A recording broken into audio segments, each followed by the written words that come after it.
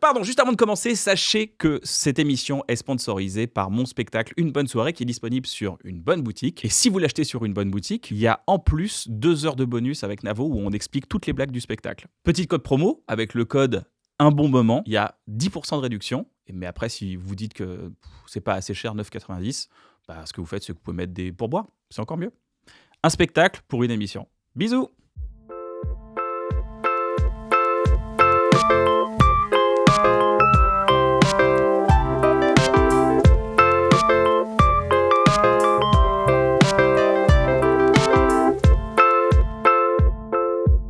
Bonjour à toutes et à tous, j'espère que vous allez bien. Moi non, j'ai une sciatique, donc je vais mettre mon pied comme ça, sinon je ne peux pas rester assis pendant plus d'une heure. Stylé, moi j'aime bien. Mais les deux, peut-être ça fait un peu les personnages dans les mangas, genre elle... Comme ça, Nani. Ouais, tu vois, avec les deux comme ça. Exactement. Tu manges du raisin et tu... Je suis accompagné de mon frère et mon meilleur ami Navo. Comment ça va, Navo? Ça va super. Et ton frère est là? Ouais, il arrive après. Ah ok. C'est vrai que des fois je dis, lui c'est mon frère, les gens ils font, ah ouais vraiment, mais pourquoi il a des cheveux et pas toi et tout. Non mais c'est mon frère de sang. J'ai absorbé dans le ventre, on est jumeaux. Exactement, et on est accompagné aujourd'hui d'Albert, Legend Dupontel. Comment ça va, Albert? C'est son nom dans sa carte d'identité, c'est marqué Albert Legend Dupontel. Comment ça va, Albert? Bah bien, écoutez, pour l'instant tout va bien. Comment ça va le gars qui s'est fait virer de la maternelle à 4 ans? J'ai pas de souvenir. C'était une époque, les années 70, on était quand même beaucoup plus sévère qu'aujourd'hui. Et puis, j'ai pas de souvenir. Ma mère m'a dit que j'étais parti, effectivement. Mais du coup, j'ai gagné une classe. Donc, moi, j'ai mis très tôt dans... C'est-à-dire, tu t'es fait virer de la maternelle? Ouais, on m'a dit que j'étais pas tenable. Enfin, je pense qu'aujourd'hui, on dirait que c'est un gamin un peu actif et tout. Je pense que la pédagogie a fait des progrès. Ouais, j'avoue, ouais. Et puis, quand je suis arrivé, donc j'étais au CP très tôt, à 5 ans, ils m'ont collé du Chatterton parce que je parlais trop, tu vois. Du scotch? Ouais, du Chatterton. C'est pas du scotch. C'est une odeur particulière, noire, tu sais. Ah. Je me rappelle encore la pharmacienne qu'on était en train de retirer... avec l'éther, l'adhésif sur la bouche. Mais la trahison, ça a été que ma mère est arrivée et a donné raison au prof, tu vois. Donc, à 5 ans, là, tu dis, je pense que... Ah ouais, waouh, on avec un enfant bâillonné. Ouais, je parle du XXe siècle. Et depuis, tu parles, Albert. Je me suis bien vengé. Tu parles. T'es bien exprimé. Comme vous, je me suis bien vengé. Mais du coup, c'est un peu du gaffeur, là. C'est-à-dire que, est-ce que t'as le trauma, genre, dès non, que t'as non, je pense que tes causes qui mettent du gaffeur, t'as pas de scotch noir? Non, pas à ce point-là, non, mais je me rappelle être passé à 5 ans devant la baraque, j'avais repéré l'instituteur, ouais, tu vois. Pour aller, déjà pour aller le régler à coup de pelle. Franchement, je sais pas, mais c'est drôle. Je me dis, quand même, à 5 ans, j'avais repéré. C'était à Conflans-Sainte-Honorine, tu vois, donc l'endroit est devenu beaucoup plus dangereux aujourd'hui, quoi. Mais voilà, donc effectivement, ouais, c'est des traumas d'enfance, comme vous en êtes bourrés, ça se voit un petit peu dans ce que vous faites, quand même. Vous n'allez pas bien, les mecs, je peux me permettre de vous dire, vous n'allez pas bien. Ça se sent un peu dans votre série. Est-ce que t'as du juice? Est-ce que t'as de la puissance, là? Tu t'apprêtes à faire un nouveau film? Tu vas tourner bientôt? Dans quelques mois? Ouais, voilà. Tu sens que tu as l'énergie? Il va bien falloir, de toute façon. J'ai ma productrice qui est pas loin, qui me surveille, quoi. Non, mais c'est les moments que vous connaissez, c'est les moments un peu de fébrilité. Je sais pas si vous êtes deux, donc au moins le doute peut être divisé par 2. On écrit à 2, c'est vrai. Toi, t'écris tout seul, et c'est un peu paralysant parfois, je cherche un Navo bis, mais c'est dur à trouver. Il y a Navo, hein. C'est une vraie rencontre. Non, moi, je reste avec toi pour l'instant. T'inquiète pas, mon petit loulou. Non, mais c'est sûr que c'est une force que vous avez, et ça se sent beaucoup dans votre écriture. Elle est rigoureuse, elle est précise, elle est exigeante, et on sent que l'un critique l'autre critique l'un, etc. Voilà. On peut passer 3 jours à débattre pour une idée qui n'existera jamais. Ouais, mais c'est très bien. Mais du coup, ça veut dire que ça te manque? Genre, t'aurais aimé être un J'ai cherché, moi, plusieurs fois, des gens, et puis chaque fois, ils m'ont dit non, c'est ton histoire à toi, c'est pas pour nous. Mais plusieurs fois, d'ailleurs, Bernie, j'avais créé quelqu'un au départ, enfin la structure, puis après tout le folklore, c'était les névroses qui m'habitaient à l'époque, quoi.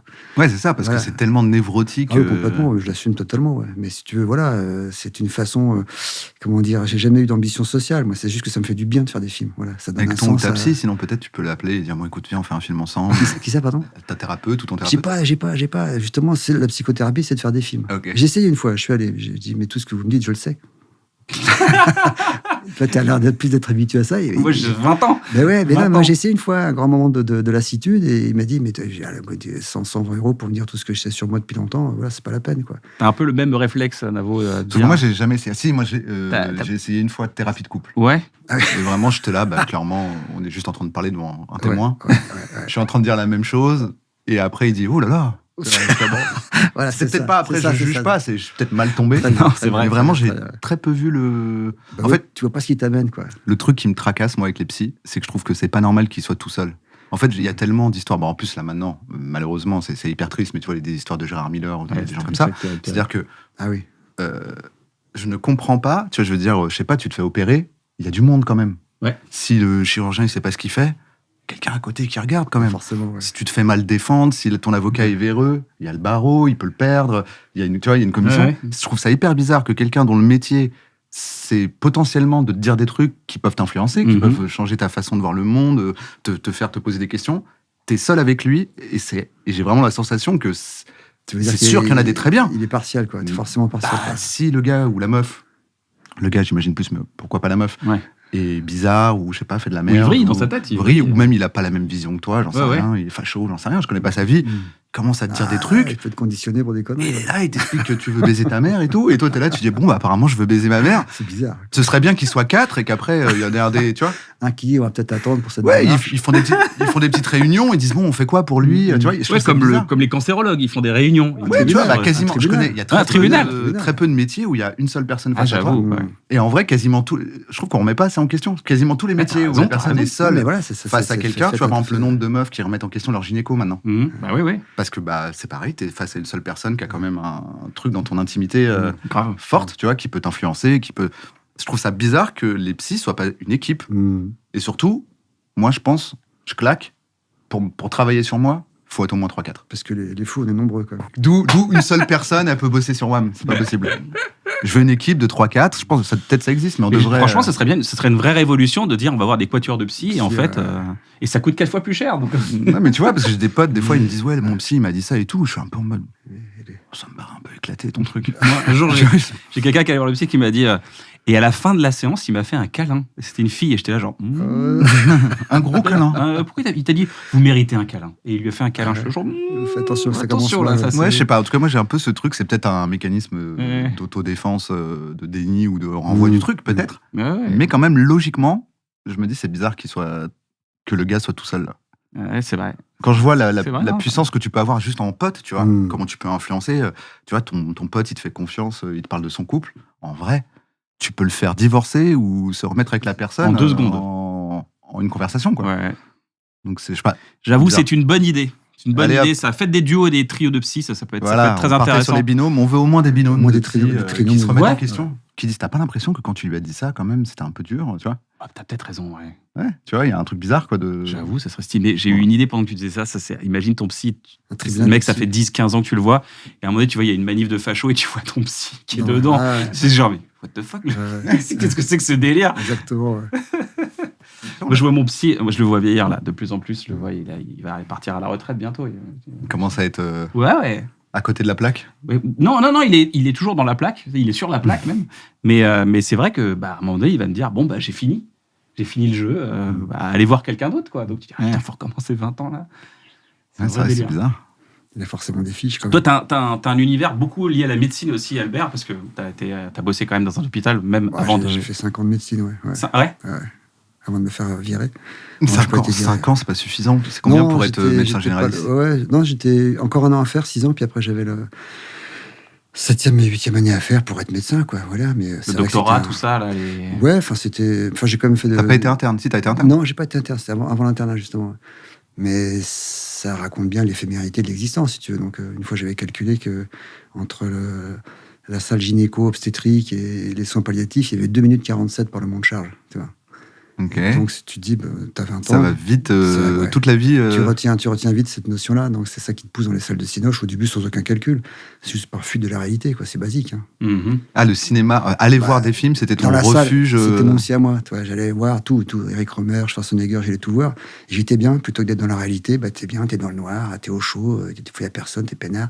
Tu te tournes un petit peu en rentrant par la sortie de secours. Des choses comme ça, c'était pas beaucoup sous, t'es étudiant. T'es juste bien. Après, au fond de toi, tu sais très bien que t'es en train de fuir la réalité. Mais j'aimais bien. Parce que la réalité du milieu hospitalier était trop dure pour toi? Toutes les réalités sont épouvantables. On va sortir dans la rue, je trouve ça épouvantable, ce vacarme, ce bruit, ces commémorations d'un drame épouvantable, etc. Et dans une salle de cinoche, t'es bien. Tu maîtrises. Au cinéma, il y a cause-effet. Dans la vie, il n'y a pas cause-effet. Pourquoi t'as cette sciatique? C'est compliqué, la cause. Ouais, c'est vrai, j'ai du mal à la trouver, mais là, j'ai mon corps, il craque de partout. Voilà. Donc c'est bien. Le cinéma, c'est simple, je trouve. Comme les histoires, quoi. Quand vous racontez vos histoires, oui, je comprends mieux. Voilà, vos histoires personnelles, le fait que la ce grande soit aventure du quotidien, cadré, raconté, voilà, c'est clair. Et dans la vie, je trouve ça, les informations qu'on reçoit sont très confuses. Tu joues aux jeux vidéo ou pas du tout? Comment? Tu joues aux jeux vidéo? Pas du tout, non, pas du tout. Parce que je trouve qu'il y a un peu ça aussi avec les jeux vidéo. Ah ouais, mais c'est pas ma génération. Là, tu vois, en tout cas, l'objectif est clair, les raisons pour lesquelles tu vas gagner sont claires, les raisons pour lesquelles tu perds sont claires. Ouais, tout est clair. Il y a un truc, un jeu vidéo, c'est pas injuste, ou rarement. Ouais. Et je pense que c'est aussi un refuge. À part les jeux de Nintendo dans les années 90 qui étaient vraiment mal faits, injustes. Tu perdais à cause d'un bug. Ouais, c'est ça. Ah oui, il y a un bug. Mais sinon, juste, ils sont durs. Mais en fait, on te dit, écoute, si t'arrives à aller là-bas et faire ça, c'est bon. Et quand tu y arrives, t'auras la récompense. Alors que la vie est plus tortueuse, je crois. Ouais, compliqué. Vous parlez de psy, etc. Voilà, ils sont là pour ça aussi. Enfin, en théorie. Pour vous aider à démêler un petit peu les chevaux d'un parcours qui est compliqué. Il faut beaucoup d'imagination pour vivre. Et on oublie ça à l'école. On nous apprend très vite à participer au récit collectif. Mais ce qui vous préoccupe toute la vie, c'est l'aventure intérieure qui te préoccupe. Ah ouais, c'est aussi l'histoire d'amour, comment se comporter, les parents, les machins, c'est hyper compliqué, quoi. Je comprends que vous êtes chez le psy, mais moi, c'était pas ma culture. Alors, sinon, j'étais super. J'ai tout connu au cinéma. J'ai connu le sexe, j'ai connu la guerre, j'ai connu l'amour, j'ai connu la mort. Tout connu au cinéma. Est-ce qu'il y a une crainte que aller voir un psy, ce serait de ne plus faire de films? Non. Ah, il y a un mec qui m'a dit ça, ouais. Si vous y allez, vous serez moins créatif, continuez à être inquiet. Merci docteur, combien je vous dois? 120 €, très bien. J'ai entendu ça, ouais. Non, mais c'est que la vie est, vous racontez ça très bien dans Bref, la vie regorge d'émotions incroyables, et quand vous prenez le temps de les analyser, de les poser, voire de distraire les gens avec vos émotions, ce que vous faites encore une fois très bien, on se rend compte qu'on est plus dans un mécanisme inconscient. Il y a un bouquin que j'aime beaucoup, c'est L'éloge de la fuite de Laborie. Et il dit cette phrase: une fois que vous avez compris que vous êtes prisonnier de votre subconscient, que vous n'êtes pas en liberté, le mot qui vient juste après, c'est tolérance. C'est une très jolie phrase. Redis-la moi. Une fois que vous avez compris que vous n'êtes pas en liberté. Donc, on n'est pas en liberté? Ouais, vous prisonnier de votre subconscient, etc. Ouais. Et tout, le mot qui vient juste après, c'est tolérance. J'aurais dit indulgence, mais c'est dans le... Tolérance. Le mec qui vous fait du mal, c'est intelligent, calculez-le. Mais sinon, il ne fait pas exprès de vous faire du mal. Il est programmé pour ça. Dans l'histoire d'amour, dans une bagarre, dans n'importe quoi. Il se lève pas le matin en disant je vais faire du mal. Non, il est conditionné. Soumis, ouais. Quand un enfant a une enfance traumatique, il a tendance à être un petit peu excessif devenu adulte, forcément. Tu vois, les gens qui ne reçoivent pas d'amour, ils n'en donnent pas. C'est mathématique. Donc voilà, effectivement, et je trouve qu'au cinéma, c'est pas pour pas cher, ou même gratuitement quand on carotte les entrées, ce que je faisais, t'as toute la vie qui défile et tu fais ton petit choix personnel, voilà. Et puis quand un jour tu passes la porte d'un cours, t'es bien, quoi. Tu dis, je vais pouvoir raconter moi aussi. En fait, j'ai le droit, voilà. J'ai le droit de faire le con. Quand je suis monté sur scène, mes défauts devenaient des qualités. C'est magique, quand même. Toute une scolarité pourrie avec marqué tout le temps indiscipline, machin, viré de l'école, tout d'un coup, on te dit, c'est bien, continue, c'est ça qu'on veut, justement. Ah, attends, c'est formidable, quoi. Et du coup, est-ce qu'il n'y a pas ce truc dans les films, et notamment dans les tiens, parce que je trouve que ça se voit pas mal, et on voit, comment dire, c'est de bien exprimer mon truc, on voit les raisons des actes d'une personne, ce qu'on n'a pas dans la vie. Dans la vie, on est à l'aveugle, on ne sait pas pourquoi. Il y a un flashback. Et tu vois, par exemple, dans les séries, je trouve qu'il y a beaucoup ça. Et le fond de mieux en mieux, je trouve que la série s'y prête bien, c'est que tu vois un méchant pendant 4 épisodes, et puis on te montre son enfance d'un coup. Voilà, et tu comprends. Et tu comprends pourquoi il est comme ça, et ça te rend plus indulgent, tolérant, justement, en te disant, ah putain, ok, c'est pour ça qu'il est comme ça, c'est pour ça, ok, ses parents étaient comme ça. Il y a des séries comme BoJack Horseman, ça remonte carrément jusqu'à la grand-mère, et tu dis, ah oui, Mais je pense que c'est vrai. Souvent, dans les séries ou les films, c'est caricatural, mais dans la vraie vie, c'est flou, indistinct, fin. Mais c'est vrai. Voilà, vous êtes tous le fruit. Oui, puis on n'y a pas accès, surtout. Alors que le réalisateur, l'auteur, l'autrice nous donne inconsciemment, tu vas aller chercher une logique qui est la tienne. Et cette logique, elle vient de ta descendance, tu vois, qui peut être totalement déviante. Tu quittes médecine, tu t'inscris dans un cours de théâtre. Ouais. Est-ce que j'ai une anecdote, je sais pas si tu peux me dire si c'est vrai ou pas, de sandwich au dentifrice? Ouais, non, des moments de famine où tout d'un coup, j'ai un copain m'avait dit, tu manges un dentifrice et t'as plus faim. Donc il y a eu un petit moment où il y a eu une petite dèche, quoi. Donc, le niveau d'astuce qui était manger dentifrice, tu sais, ça crispe l'estomac et puis t'as plus faim de la journée, quoi. Mais bon, encore une fois, cette vie de bohème, moi j'avais choisi en faisant le guignol. Mon papa était tout bib, j'ai eu tout ce que lui-même n'a pas eu quand il était enfant. Donc j'ai choisi de faire le guignol, mais fait pour ma pomme, tu vois, j'ai jamais été me plaindre. Mais des fois, tu fais le guignol, t'es un peu tout seul, vous avez dû connaître ça vous aussi. Ah oui, c'est l'essence même de guignol. J'ai connu les petits boulots, j'ai connu la dèche, j'ai connu tout ça pendant à peu près 5 ans, quoi. D'ailleurs, puisqu'on est dans les est-ce que c'est vrai ou faux, mais j'avais entendu que c'est en voyant quelqu'un de ton âge de l'époque mourir en médecine que tu t'étais dit, je crois qu'il faut que... Non, à cet âge-là, on n'analyse pas les choses comme ça. C'est des chocs très violents de voir une gamine de 20 ans, effectivement, qui était, et moi, en train d'essayer de la rassurer. Je voyais bien que son dossier, elle était foutue. Donc forcément, ce que tu cherches, c'est à fuir. Tu n'analyses pas les choses comme ça. Je vais faire des films. Ça se passe pas comme ça. Oui, c'est pas cause-conséquence. Non, là, c'est très, trop simple. C'est la cause de la fuite. C'est la fuite, voilà. Puis l'hôpital, moi, les néons, l'odeur du café, le visage des infirmières épuisées, justement, le laps de temps entre la salle obstétrique et le soin palliatif. La souffrance. Un jour, j'ai vu un petit vieux dans un ascenseur avec les portes qui s'ouvraient, qui se fermaient. J'ai dit, mais qu'est-ce qui se passe? Les brancardiers sont partis manger, tu vois. Il y a quand même un truc. Tu dis, putain. Alors, l'humanité, c'est celle-là, quoi. Donc, moi, je fuyais ça. J'aimais bien les études. C'est super intéressant. Les bouquins, faut pas raconter de conneries, c'est passionnant. Mais l'univers, qu'est-ce qui reste? L'hôpital ou le cabinet comme papa? Et Dieu sait si pour lui, c'est un événement. Il sortait de sa cambrousse, tu vois, vraiment. Donc voilà, donc tu vas au Cinoche parce que tu es à Paris, j'étais près de Place d'Italie, je ne sais pas si c'est encore le cas, mais à Gobelin, il y avait plein de salles de cinéma. Et qu'est-ce que j'ai pu voyager? J'ai vu Tarkovsky, j'ai vu des films. Moi, de Funès à Tarkovsky, tout me plaît, tu vois. Donc j'ai fait des voyages super, vraiment super, sans me droguer, sans me shooter, sans rien, tu vois, sans voir le psy. Les dents forcément exceptionnellement propres grâce au dentifrice. Voilà. Alors les gens qui ont connu Albert Jeune, ça, ils ont toujours dit. Il embrasse bien. Je me rappelle bien toujours de la ses dent dents. fraîche. C'est fou, il mange pas, il a quand même une bonne haleine. Non, mais voilà, c'est tout ce que je vous raconte, c'est ce que vous avez connu mais aussi. Attends, ma mémoire me fait défaut. T'as jamais fait un film qui se passe à l'hôpital, si? Ou je me trompe? J'ai fait un très joli film avec Michel Deville, Maladie de Saxe, où j'étais médecin. Et c'est un film d'auteur. Mais qui n'était pas le tien? Non, c'était en tant qu'acteur. Et j'avais honte parce que je ne me rappelais plus quand on faisait certains gestes médicaux. Donc j'ai appelé mon père pour dire comment on fait déjà les percussions. Mais tu n'as jamais eu envie, du coup, de montrer cette époque-là de ta vie Non, c'est vrai, j'ai pas eu envie. Parce que c'est hyper intéressant, là, quand t'en parles et la vision que t'as de... c'est ce que moi je ressentais, mais c'est pas vraiment, tu vois, c'est ce que... Enfin, je sais pas, c'est un peu un effet miroir. Vous êtes dans votre truc à vous avez une façon d'exorciser vos émois, vos soucis, ce que tu me racontes. C'est voilà, moi, c'était une autre façon de le faire, une autre époque, indiscutablement. Les générations sont pas les mêmes. Et donc, c'est un truc un peu primitif. Mon premier court-métrage, c'était Désiré, c'était l'hôpital dans le futur. C'était un bébé qui naissait dans le futur et tout était prévu, l'ordinateur et tout. J'étais un grand fan de Terry Gilliam. Quand j'ai vu Brésil, c'était un choc. Et je voulais humblement, en toute prétention, dire je vais faire un Terry Gilliam en court-métrage, tu vois. Donc, j'ai fait mon petit Brésil. Mais il y avait déjà cette notion de robotisation de l'humanité, etc. Et c'est à 30 ans, comme ce truc. Ouais. Tu vois, et donc voilà, je trouvais que c'était bien, c'est une façon élégante de restituer des émotions profondes et qui sont assez agressives et qui peuvent se retourner contre soi ou contre les autres. Et quand on fait des films, c'est un exutoire parfait, y compris Bernie avec son folklore de pelle et de machin. Voilà, donc je faisais pas de mal, je faisais des films. La société était sauvée. Il y a 10 ans, quand j'ai eu la chance de venir jouer dans Au revoir là-haut, tu m'as dit, je fais ce film, déjà qui est un film exceptionnel, mais je fais ce film maintenant parce que je sais qu'après, je pourrai plus le faire. Et à chaque fois que je te vois avec le même enthousiasme, la même énergie sur un tournage. Je te vois, t'es à 2000%. Je pourrais plus le faire dans quel sens? Il a dit, c'est dans le sens, là, je suis encore un peu jeune, j'ai encore peu l'énergie. J'ai le mojo. D'où la question du juice. Ouais, c'est ça, c'est pour le juice. Là, tu t'apprêtes à faire un film. Tu regardes Clint Eastwood, tu regardes Woody Allen, comme des vieux qui ont encore la patate. Hein, ça conserve. C'est comme vous, d'écrire, ça conserve. Ça fait du bien, ouais. Ça fait du bien, ça libère, ça relâche. Tu vois, si tu mets l'énergie quelque part, c'est quand tu fais rien que l'énergie se retourne contre toi. Jean-Pierre m'a sollicité. Moi, c'est l'argent. C'est pour ça que c'est un bon exorcisme, je trouve, de créer, entre guillemets. Le mot est un peu prétentieux, mais voilà, de s'exprimer. Voilà. Ouais, j'avoue, ça fait du bien. Moi, j'ai senti qu'après, même la saison 1 de Bref, quand les gens ont commencé à s'identifier à des choses, des trucs, des petites hontes que j'avais et tout, quand je suis sorti de là, je me suis dit, au fait, la normalité n'existe pas, j'ai pas atteint. Exactement. Mon anormalité n'existe pas. Ouais, exactement. Et ça m'a fait beaucoup de bien. On est tous anormaux. Ouais, c'est ça. On est tous anormaux. Donc, on est tous normaux d'être anormaux, quoi. Il y a un truc hyper cool.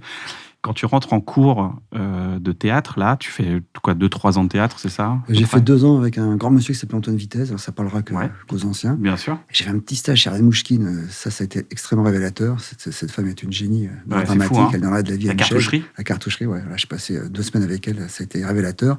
Puis après, je suis parti un petit peu à l'aventure. J'ai vu dans les campings, des trucs comme ça. Raconte ça dans les campings pour faire le spectacle, genre en mode géo. Donc il y a des concours de sortie de l'école de Vitesse, donc tout le monde vient voir, un peu comme le conservatoire, tu vois. Et Antoine Vitesse prend la direction de la Comédie Française, donc il prend des élèves de son école. Puis les élèves, j'étais pas dedans, donc le seul truc qui me restait, c'est mes petits sketchs qui démarraient les copains. Donc j'arrivais dans le Cantal, il y avait un gars qui m'attendait dans une gare avec sa 4L avec les poules dedans, et qui disait Monsieur Dupoucher, sur lequel de la gare. Monsieur Dupouchel, est-ce qu'il y a Monsieur Dupouchel? Alors je venais, il m'expliquait. Alors ce soir, vous allez voir les gens, c'est le camping, ils sont sympas, ils sont sympathiques. Alors là, voilà, pour dormir, vous avez la tente près des toilettes. Alors bon, ils viennent pas trop pisser la nuit, vous n'allez pas trop déranger. Tu vois, c'est pour te dire les conditions. Puis je fais le sketch, et pour faire le noir entre le sketch, il faisait sauter les ponts du camping. Donc il y avait le gars de la buvette qui disait faites chier, ça décongèle. Tu vois.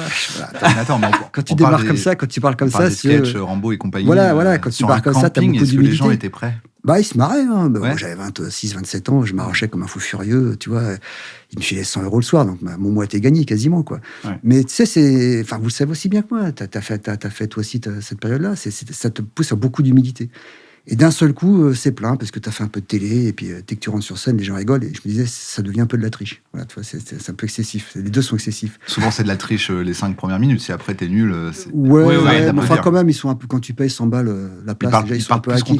Ils sont plus acquis, ouais. Ouais. Et alors, le pire qui m'était arrivé, mais quelqu'un qui est un peu acquis peut être déçu, quoi. C'est ça. Ah oui, complètement, ouais. Mais j'avais fait dans un théâtre en Bretagne. Il y a 3 personnes un soir. Et comme le mec, il me filait 100 € par soirée, je dis est-ce que tu joues? Ouais, je joue, bien sûr, 100 € quand même. Tu vois. Alors, je me lance et je mets toujours en plein feu, pour pas voir les gens, pour rester concentré, tu vois.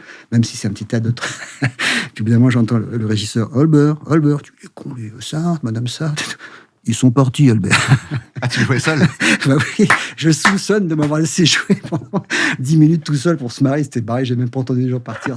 Donc là, tu touches un petit peu le fond, tu dis maintenant, il n'y a plus qu'à taper du pot. Forcément. J'avoue. Voilà, c'est des galères que vous avez connues. Mais moi, la leçon que j'ai retenue, c'est une grande leçon d'humilité. Et puis moi, j'ai une époque, ma génération, c'était Canal. Il y avait un mec qui s'appelait Canal, Alain de Greff, qui était un grand directeur. Toi, t'as connu Denisot, c'est la même bande. Ouais. Et puis, il est allé me voir un jour, alors que j'étais en train de débuter. Et puis après, il y a eu Patrick, etc. Enfin, voilà, Patrick Sébastien. Voilà, je m'appelle, c'est toi qui fais des sketchs. Tu viendrais faire un sketch dans mon émission. J'avais dit ça, vous payez. Pareil, il avait des poules dans la bagnole. Alors, c'est autre chose. Il payait genre 500 € pour faire pas un truc comme ça, pour faire un sketch. J'ai dit, putain, pour faire juste un sketch à la télé, tu vois. Et puis, c'est parti, quoi. Hyper gentil. C'est un mec protéiforme, mais moi, j'ai vraiment eu le bon côté de Patrick, absolument, quoi, définitivement. Tu sais que ton parcours, moi, je le suis depuis des années, ce parcours. Parce que moi, dans les années 90, j'ai 15 ans. Ouais. J'ai 15 ans, je regarde tous les films, d'ailleurs, de cette génération un peu Canal qui sont sortis de ça. Elle a fait émerger pas mal de trucs. Casso, Clapiche, Genet, Yann, tout ça. Yann Kounen. La même bande. Tu vois, tout ce qui est sorti. On se fréquentait tous. Et bah ouais, ça se sentait, en fait. Il y avait vraiment une patte, nouvelle génération, nouvelle façon de prendre la caméra, nouvelle façon de faire. Moi, j'ai envie de dire qu'il y avait surtout tu vois, c'est une génération post-sida, il y avait beaucoup de noirceur dans nos propos. Parce que vous n'avez pas connu ça, mais 20 ans avec le sida, c'est compliqué, quoi. Les hormones, il faut les gérer. Et j'ai senti ça, c'est chez Gaspard, chez Yann, discussion qu'on avait, il y avait du pessimisme dans notre génération, beaucoup. Il y en a peut-être moins chez vous. Vous devriez d'ailleurs, vu ce qui se ramène, vous devriez être inquiet. Mais nous, il y avait du pessimisme indiscutablement, quoi. Et on se voyait beaucoup. Moi, je me rappelle de Gaspard travaillant la nuit dans Paris, il y avait des acteurs amateurs et tout, on était fascinés. Et il y avait les grands frères, c'était Caro Genet qui faisait des films magnifiques comme La Cité des Enfants Perdus. Je me rappelle avoir été sur le tournage, j'avais été bluffé par la qualité de la déco, etc. Et tout. C'était vraiment nous mettre à penser, quoi. Délicatessen, pareil. Oui, mais c'est les grands frères. C'est-à-dire que j'adore, j'ai un point commun avec Genet, j'aime beaucoup Carnet, Duvivier, Renoir, qui sont pour moi les vrais maîtres du cinéma français. Prévert en tant qu'auteur, mais je parle en tant que formellement. D'accord. Ces gens-là, Carnet, Duvivier, Renoir, et tu regardes, je sais pas, il y a des plans dans Le Crime de Monsieur Lang de Renoir qui sont extraordinaires. J'aimais beaucoup ça. Et j'ai retrouvé enfin dans le cinéma français autre chose que la nouvelle vague, qui est souvent une impuissance visuelle totale. Et tu retrouves vraiment des cadres. Il y avait cette façon de raconter des histoires par l'image. Et j'étais très sensible. Gaspard y était sensible, Yann aussi. Et on était éblouis par le travail de Caro et Genet, quoi. Mais c'était vraiment, effectivement, c'était pas un renouveau, c'était de refaire renaître vraiment un cinéma qui était pour moi les heures d'or du cinéma français. On parle toujours de la nouvelle vague, je suis pas d'accord. Je trouve que les années 30 sont beaucoup plus fortes. Regarde formellement Les Enfants du Paradis, comment c'est fait, c'est extraordinaire. C'est des films que je vois encore régulièrement aujourd'hui et je regarde comment c'est fait. Les caméras étaient des usines à gaz, les grues c'était des grues de chantier, ils arrivaient à faire des plans incroyables. Et j'avais cette admiration pour ça, et je l'ai retrouvé chez Jean-Pierre, et puis connaissant bien Jean-Pierre ensuite, et c'était un fan de cette période-là aussi, quoi. Donc, c'était une façon de réinventer un cinéma qui avait déjà été fait, quoi. Vous allez prendre des cafés ensemble, vous traînez ensemble? Jean-Pierre, je ne connaissais pas. Non, Jean-Pierre, je ne connaissais pas. J'étais sur le plateau, mais très discrètement. Et c'est tout, Jean-Pierre. Ça, c'est Gaspard, Yann Kounen, ces gars-là. Tard le soir, Non, et puis, on avait, je te dis, il y avait ce mécène qui était notre Roger Corman. Je ne sais pas si ça dit quelque chose. Roger Corman, c'est un cinéaste indépendant qui a lancé les Nicholson, et tous ces gens-là. Et nous, c'était Alain de Greff. Greff, qui était un ancien monteur de cinéma qui est au pouvoir à la télévision. C'est rare. Déjà, d'avoir un mec cultivé à la télé, c'est rare. Tu vois, lui, il était vraiment cultivé. Il connaissait son Godard par cœur. Et donc, il mécénisait ces personnages-là. Et il était venu me voir en province. Et puis, il m'avait dit, qu'est-ce que tu veux faire plus tard? J'ai dit, il faut faire des films et tout. Quand t'as un projet, viens me voir. Viens me voir. J'étais déjà sur le seuil de la porte. Ça y est, j'ai un court-métrage. C'est qui te suit sur Bernie, sur Désiré. Désiré, tu le fais tout seul? Désiré, tout seul. Grâce à... Je paye le spectacle. Je paye ce court-métrage avec mon spectacle. Mais Désiré, je le raconte avec De Greff et qui me dit, quand t'as une idée, viens. Et je rentre dans le bureau, je dis, j'ai un court-métrage. Oh, tu veux combien? Je dis, l'équivalent de 30 000 euros. Elle me dit, ouais. Je m'étais dit, merde, j'aurais dû demander plus, c'est trop facile. Tu vois? Et donc, voilà. Donc, des gens, t'es pas grand-chose. T'as fait un petit spectacle et tout d'un coup, un peu comme Denisot avec toi. Parce que je me suis toujours dit, mais comment on monte Bernie? Alors après, ça, c'est là, on rentre dans le domaine psychiatrique, en n'ayant pas peur des mots, tu vois. Non, mais au-delà de comment on le crée, comment toi tu le crées artistiquement, mais 1,5 million d'euros. Comment tu trouves des gens qui te suivent Canal, et puis sur après le pitch de Bernie, quoi. Canal, et puis une petite boîte de prod. J'ai pas envie vraiment de parler, parce qu'ils n'ont pas été super corrects, mais Canal, il y a un tout petit budget. Les gens à moins 40, moi, bien sûr, moi pas payé, etc. Tout. Mais alors, évidemment, 30 ans, une énergie de fou furieux. Et puis, il y a encore Canal qui nous file un coup de main, quoi. Mais même dans Canal, ça commence à être dur. Je me souviens, tu as tourné les extérieurs dans ma cité. Ah ouais, Astin. Ah oui, le Clos Lazare. Ben oui, alors on nous avait dit, la police nous avait dit, t'étais là, toi?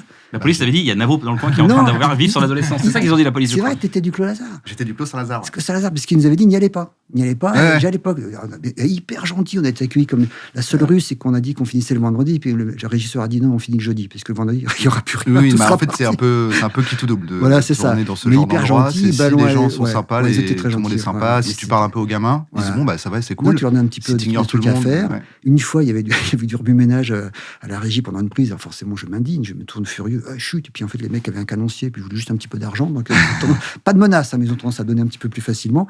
Mais les gens étaient gentils. Et le film a été fait un peu dans ce que raconte l'univers de Bernie, quoi. C'est un film rustique, quoi. C'est l'énergie, en fait. C'est l'énergie. C'est marrant, c'est parce que tu t'as fait. T'as pas dit, ah non, mais moi je veux ça, t'as pris les moyens qu'il y avait et t'y es allé, quoi. Mais encore une fois, j'ai eu de la chance. L'époque était favorable. De Greff, aujourd'hui, ça serait un de vos plus grands fans, s'il était présent. De Michel l'a été, d'ailleurs. Tu vois, non, il y avait, Canal, ils étaient à la recherche de talent, de créativité. Il y avait un truc qui s'appelait les programmes courts à Canal, qui était extraordinaire. C'était des mecs qui avaient les cheveux verts, violets, machin et tout, et qui incitaient vraiment à l'émeute expressionniste en finançant des courts-métrages de Sarbi. Il y avait le Gisèle Kérosène de Yann Kounen, il y avait le long-métrage Gisèle Kérosène, c'est que image par image, les bâtons à la défense, les sorcières à la défense. Les balais à la défense. C'est extraordinaire. Ça, c'est fou, ça. Allez voir sur YouTube. Et donc, c'est vraiment des trucs qui étaient financés par Canal et qui soutenaient cette sous-expression qui était la nôtre à l'époque, quoi. En fait, ça me fait penser à un truc. Ce cercle-là, il y a toujours des gens. Et en fait, quand on s'intéresse un peu aux artistes, comment les artistes naissent, même publiquement, il y a toujours une phase, il y a toujours une période où ils étaient un peu ensemble, ils traînent ensemble. Tu vois, il y a Coluche qui traînait avec Clavier, le Splendide, tout ça. En fait, ces gens-là travaillaient ensemble. Après, il y a vous qui buvez des cafés, qui vivaient tard le soir, et qui discutaient cinéma et tout. Et nous aussi, avec Navo, on traînait ensemble. On était une dizaine à être ensemble. Et je suis encore super sensible à ça quand je vois des stand-uppers, des gens qui font du stand-up, tu vois. Et là, je vois, il y a Tom Baldetti qui commence à avoir un bel essor. Ils traînent avec, ils sont un clan de 6 à 10 personnes. Et ils créent ensemble. Oui, quoi. genre comme Pana, Fari, Pana, Fari. Il y a une sorte de pas de clan, parce que c'est pas des ennemis, mais il y a des familles, et tu sens que ça va péter. Et en fait, c'est à ça qu'il faut être vigilant, même quand t'es producteur. Dire, c'est là qu'il faut voir la. Quelle est votre bande? Quelle est votre bande? Quelle est votre famille? Tu vois, et ça. C'est un vrai conseil. Mais en 30 ans, les choses ont beaucoup changé. Enfin, moi, je vois bien aujourd'hui, je commence à être vieux et je vois que les choses ont changé, les réseaux sociaux, les machins, enfin, je comprends plus rien, quoi.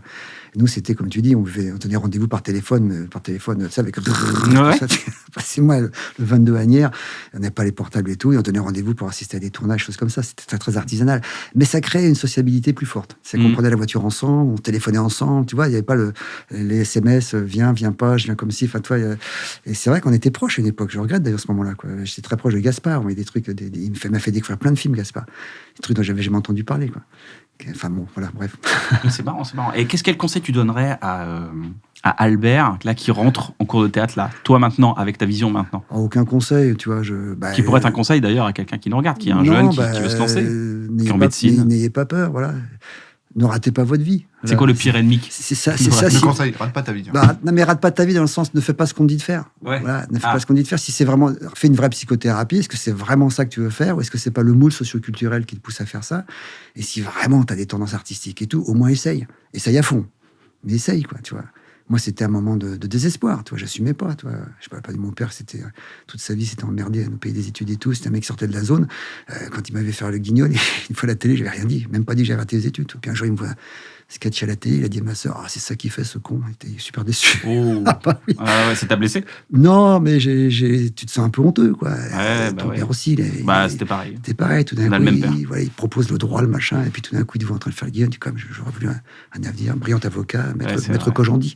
Sachant que toi, t'avais de la chance. T'as fait médecine parce que tu allais dans le prolongement de tes deux parents, ça? Oui, puis aussi, j'avais une bonne mémoire, j'aimais bien la bio, il y avait comme un désir intellectuel.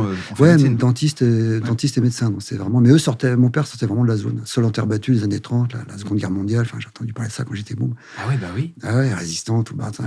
Les Allemands sont venus pas commodes un jour et tout, sur le mur, enfin, tu vois. Les Allemands pas commodes à l'époque? C'est quoi cette histoire? Attends, il y a un truc que j'ai raté parce que je sais pas de quoi vous parlez. Il y a des rumeurs. Ah oui, il y a des rumeurs. On va pas faire le négationnisme, mais il y a des rumeurs. Enfin, tu vois, c'est un milieu rustique, donc tu te sens bien que tu as du bol de grandir dans cet univers-là. Et puis, toi, tu commences à faire le guignol, évidemment, tu dis, bon, j'assume pas trop, quoi, tu vois. C'est basique, tout ce que je vous dis. Ne ratez pas votre vie, c'est simple, la vie. Ne ratez pas votre vie. Ça sera le conseil. Mais c'est 5 fois le salaire de tes profs, c'est pas de la merde à tes gosses. C'est pas ça, c'est comment dire, c'est pas ne ratez pas la vie, ça c'est moral, c'est ne vous ratez pas vous-même. C'est pas à côté de ce que vous avez envie de faire. Posez-vous la question. Voilà. Ce que tu fais naturellement, voilà, c'est n'importe quel esprit éveillé va à un moment donné douter du destin qui se... À un moment donné, tu te retrouves tout seul, je sais pas, tu rentres chez toi dans ta chambre de bonne, il y a un moment donné, il y a une pensée qui te dit qu'est-ce que je suis en train de faire réellement? Non, moi j'étais viré, j'étais dans un service de neurochirurgie et ils étaient tous dans le coltard, les malades, ils claquent une porte, t'avais un crise d'épilepsie dans le service, donc vraiment je venais plus, ça m'atteignait vraiment. Et quand je suis venu innocemment faire valider mon stage, le mec m'a dit, vous êtes gentil, je vous ai jamais vu, je sais pas qui vous êtes. Donc j'étais en carafe, quoi, tu vois, donc j'avais 6 mois à occuper, c'est là j'ai poussé courageusement la porte d'un cours de théâtre. Et en me disant, c'est pour 1 semaine, c'est pour 2 semaines, c'est pour 1 mois, puis un an après j'y étais toujours, quoi. En m'en voulant d'ailleurs. Et qu'est-ce qui te fait aller au théâtre du coup J'avais envie de voir ce que c'était, quoi. Voilà, j'étais attiré par ça. Mais quelqu'un t'a dit il faut aller là? Non, c'était sur une ligne de métro, une école à Pont-Marie. Donc je suis descendu à Pont-Marie, j'ai poussé.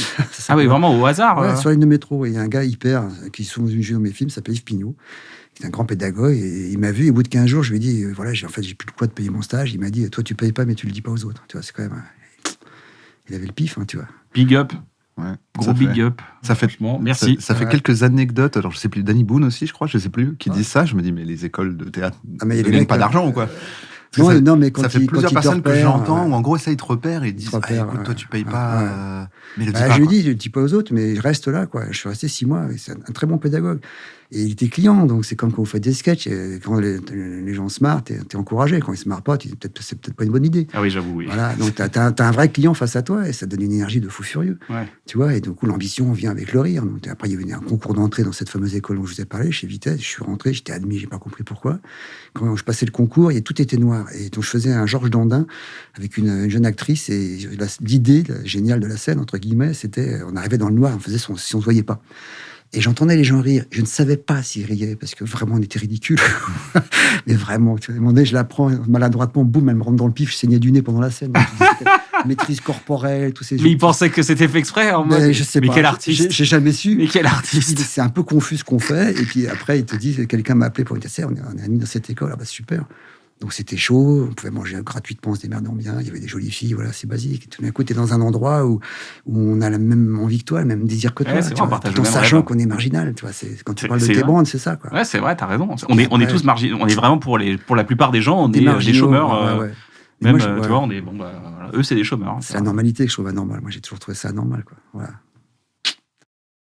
Tu sais que quand on tape ton nom sur Google aujourd'hui... je préfère pas... Non, mais il te suggère pas mal de tes films, mais il dit en 6e place, Albert Dupontel, Rambo. C'est un truc qui a marqué, mais... C'est-à-dire que les gens cherchent le sketch de Rambo. Si tu veux, et c'est le one man que tu détestais au final. Non, je détestais pas. Ah d'accord, tu détestais pas. Attends, c'est la porte qui s'est ouverte, ça s'est je ferais pareil. Moi, ouais. Simplement, avec l'argent du spectacle, je me suis payé des films, je voulais faire des films. C'est ça. Toutes mes icônes, les Tati, les Monty Python, les Chaplin, de la scène, c'est tous des gens qui font de la scène. Tu l'as refait il y a quelques années, non, ce spectacle? Non, j'ai fait une fois il y a 30 ans, toi. Donc, tu l'as juste fait une fois? J'ai fait pendant 18 mois exactement. J'ai commencé à une toute petite salle grande comme ça, au Centre Idéal. Puis après, j'ai fait un théâtre, et puis après, j'ai fait l'Olympia, la tournée en France, le truc. Mais je me rappelle, j'avais dit justement... Tu n'étais jamais remonté sur scène, finalement, le cinéma t'a appelé Non, c'est pas qu'il m'a appelé, c'est moi qui ai dit, avec l'argent, je vais me faire un court-métrage, et avec le court-métrage, j'ai démarché pour faire Bernie. Mais t'as aucune envie de remonter sur scène? Non, je voulais faire des films, quoi. Vraiment, je trouve cette expression... Il n'y a pas eu une rumeur à un moment? J'ai la sensation qu'il y avait une histoire. Ah, ça, c'était une rumeur? J'en sais rien, je m'intéresse pas. Elle allait remonter sur scène. Non, d'abord, maintenant, je commence vraiment à être vieux, mais non, je voulais vraiment faire ça, quoi, tu vois. J'ai mis toute énergie. J'ai fait le spectacle, j'ai fini en juin 92 et j'ai fait Bernie, j'ai tourné en mars 96. Donc pendant 4 ans, il y a eu ce projet sous le bras, essayer de convaincre des gens. Mais ça a été dur. Il y avait des gens qui disaient, qui m'ont appelé pour dire, faut pas faire ce film. Il y a eu France 3 a dit, c'est difficile des fois de lire des scénarios, faut du Doliprane. Enfin, toi, je comprenais, plus on était dans le rejet, plus on se gargarisait d'être dans le rejet, on se grandissait d'être dans ce rejet. C'est ça qu'il se contentait pas de te dire non. Non, il m'appelait pour me dire c'est de la merde. Ah ouais. Ça, ouais. Et heureusement, encore une fois, on avait un pilier à Canal+, qui nous soutenait un coup de main, mais même à Canal, c'était compliqué. Il a dit, mais faut pas faire ça.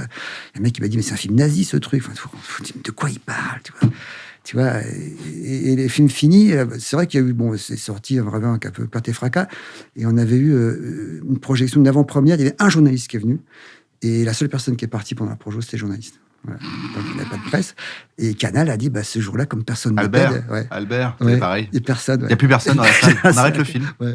Mais tu vois, voilà, c'est du. Enfin, je ne sais pas si vous avez connu ça, mais c'était. Mais nous, on se grandissait. Gaspard, tout ça, on se barrait. Parce qu'on, t'as vu, comme on est provocant, quand il a fait Irréversible, c'était pareil. Ouais. Quand on connaît Gaspard, on comprend la démarche. J'espère qu'un jour, vous l'aurez à ce micro. Il vous racontera que c'est moi, lui, qui il est, d'où il vient. C'est très intéressant, beaucoup plus que ma trajectoire. C'est vraiment quelqu'un qui est dans un monde terrible, quoi. Avec une maîtrise visuelle, enfin, j'ai beaucoup d'estime pour lui et puis d'autres. Hein. Mais voilà, donc on a tous des parcours particuliers. Après, est-ce qu'on s'esbaudit de nos réussites? Non. Esbaudier Une définition, je ne l'ai pas. Se gargariser. Se gargariser, de cette réussite, mais c'est juste, s'il faut s'esbaudir d'un truc, c'est d'avoir osé faire les guignols. C'est ça, finalement. Ouais, c'est vrai, de tenter. Moi, j'ai toujours de la tendresse. Exactement. Quand je vois un mec faire un beat sur scène, je me dis pas, oh le nul, je me dis, quel courage il a eu de monter sur scène avec cette incertitude. Et il va jusqu'au bout. Sa suée, elle va descendre jusqu'en bas de son dos. Et il va apprendre des choses. Et je ne pourrais jamais juger négativement. T'as déjà pris des vides, c'est terrible. Ah oui. Tu joues et personne ne se marre. C'est une catastrophe. Quoi. C'est vraiment... je vous dis, j'ai connu ça. Des fois, tu dis, putain, je vais rentrer ce soir, je ne sais pas ce que je vais faire. Ah, le temps est long. Des coursiers. Une fois, j'ai fait 25 minutes au lieu d'1 heure, parce que de toute façon, personne rigolait. Vous avez fait de la scène. Enfin, voilà, je trouve que c'est une excellente leçon. Quand tu es sur un plateau, tu diriges 30 personnes, tu as une humilité, forcément. Parce que tu sais, c'est une chance d'avoir 30 personnes pour faire Bref saison 2. À un moment donné, vous n'avez pas ces gens-là. Quoi. D'ailleurs, vous avez un mec en IA qui est vachement bien. On est allé le voir, d'ailleurs, pour le prochain film. Un effet spéciaux? Ouais, il est vachement bien. Ouais. Oui, il n'a pas fait d'IA, je crois. Hein. Non, vous n'avez pas fait d'IA. Irrationnel. Mais je ne sais pas la boîte, mais en tout cas, mon spécialiste d'effets spéciaux, l'excellent Cédric, m'a dit, j'ai été voir les mecs de Bref, ils sont vraiment très forts en IA, ils commencent à être très forts. Donc, peut-être débaucher quelques-uns de vos techniciens. Oh, bah, allez-y, alors avec plaisir. C'est vraiment le meilleur truc qu'on puisse faire. C'est le meilleur compliment, c'est si on te vole ton équipe. Juste après, ils reviennent des fois quand on les appelle. Quand ils sont primés, quoi. Voilà. Mais moi, j'ai vraiment cette sensation quand je tourne, quand tu parlais d'humilité et tout, ce qui, les gens pensent n'est pas mon fort. Mais il est très humble, Navo. Il est pas très simple, mais le plus humble. Il est sûr de lui. Il n'y a pas meilleur que moi en humilité du monde. Okay, il est sûr de lui. Je suis le meilleur en humilité. Je suis un génie de l'humilité. C'est que pour moi, le truc qui me... T'as été voir le Claude Salazar, quand même? Non, jamais, je sais jamais. Vas-y, tu m'as pas connu au Claude. Va voir les sources, quand même. J'y suis allé, quand même. Ça a changé le Claude, maintenant. Je crois qu'à l'époque, il y a toujours le champ de terre au pied des immeubles. Parce que pour ça, je l'avais pris. Moi, il y avait un champ de labour, il y avait les immeubles colorés. C'est fini, il a été construit. Non, bah ouais, ils ont essayé de faire quelque chose un peu, quoi. C'était extraordinaire. Le premier pont, quand j'arrive, t'as un champ de labour. Et dans le champ de labour, tu as des immeubles, des tours colorés. Ah oui. C'est ça qu'on a pris le truc. Les décors extérieurs de Bernie. C'est ça, je les vois quand ils sont dans l'herbe, là, dans leur Quand il arrive, la voiture, au tout début, avec sa valise et ses immeubles, c'est le Clos Salazar. À l'époque, il y avait un champ de labour. Moi, j'ai une phrase de Caris qui me revient qui dit « armé comme à l'époque du Clos ». Il y avait une époque du Clos. Apparemment, ils étaient tellement armés que Caris s'est dit... Je vais dire que je suis armé comme l'époque du Clos. Donc c'est quelque chose de fort, intense. En vrai, parce que là, on dirait que je dis, oh là là, c'est le ghetto, mais en vrai, moi j'ai grandi dedans et c'était super. C'est vrai qu'il y avait une espèce d'entre-soi, une sensation. D'entraide, tu veux dire ou... Oui, mais de l'entraide qui crée aussi un entre-soi, la sensation c'était protégé. Les gens sont tellement rejetés, de tout ce qui est extérieur, que du coup, quelque chose d'extérieur qui essaie de venir, et tu vois, non, mais tu dégages maintenant. C'est un peu ça, je pense, l'ambiance. C'est pour ça que c'était compliqué pour les tournages. Il y en a eu un peu. Le deux. mec de NTM aussi était de Clos Salazar. Cool Chain et puis Joe Star. Non, enfin, il était à Saint-Denis. Je crois qu'il était. Je crois que c'était le. Un mec qui bosse avec DC's, je crois. Ouais. Enfin, il y a peut-être il y en a peut-être un. Des rappeurs, des humoristes, voilà. Oui, il y avait du monde. C'est un petit vivier. Il y a Jackie Ido. Jackie Ido, Cédric Ido, Jackie Ido, qui sont un Slam avec Encore Malade à l'époque. Jackie, qui est acteur, c'était marrant parce qu'il est même dans Inglourious Basterds, c'est dans le cast français de Inglourious Basterds. Je me suis dit, je le connais, lui, c'était un grand. C'est un bon endroit, c'est le conservatoire de 9-3, le Stein. Et oui, pourquoi je disais ça ? Ah oui, je disais, en fait, moi, ce qui me fascine, justement, c'est peut-être ça, ce rapport aussi à l'humilité, c'est que pour moi, il n'y a que des artistes. En fait, moi, ce qui me passionne dans la réal, c'est de me dire, putain, mon chef-op, mon ingé son, mon chef déco, la maquilleuse, tout le monde, en fait, c'est comme une espèce d'orchestre. Et toi, tu dois te poser un peu en chef d'orchestre pour dire, OK, on fait avancer le truc. Mais je trouve ça hyper intéressant parce que c'est pas du tout solitaire, la réal. C'est un truc où tu réunis plein de gens, qui ont plein de visions. Américain, c'est Wardos qui dit la mise en scène, c'est s'entourer des gens qui savent tous faire un peu mieux que vous les choses. Ouais, exactement. C'est ça. C'est Wardos quand même. C'est beau. Et finalement, c'est surtout qu'ils te fassent confiance pour aller à un endroit, mais c'est eux qui savent comment y aller, je trouve. Il y a un truc vraiment... t'enlèves l'équipe, tu fais rien. On fait rien, on prend l'iPhone, on essaie de faire un truc, mais ce sera moins bien, je pense. Ouais, tu montes sur scène quand... Vous aviez une équipe là, sur saison 2, il y a des moyens qui étaient plus importants. On avait les moyens plus importants. Le voyage dans le métro était plus efficace. J'ai beaucoup aimé ta version avec la première dans Bref saison 1, c'était c'est le métro là. Presque touchant. Efficace et touchant. On s'est fait enlever le décor 2 jours avant. Tu m'avais raconté, je t'avais rencontré quelques jours après. J'aime bien il y a une réplique que tu terminais qui était off. Oh super, il y a un rat.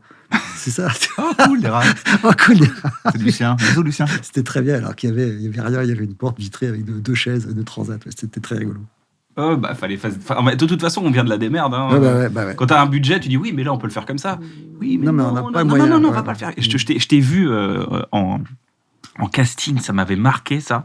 J'étais avec Laurent Lafitte, on était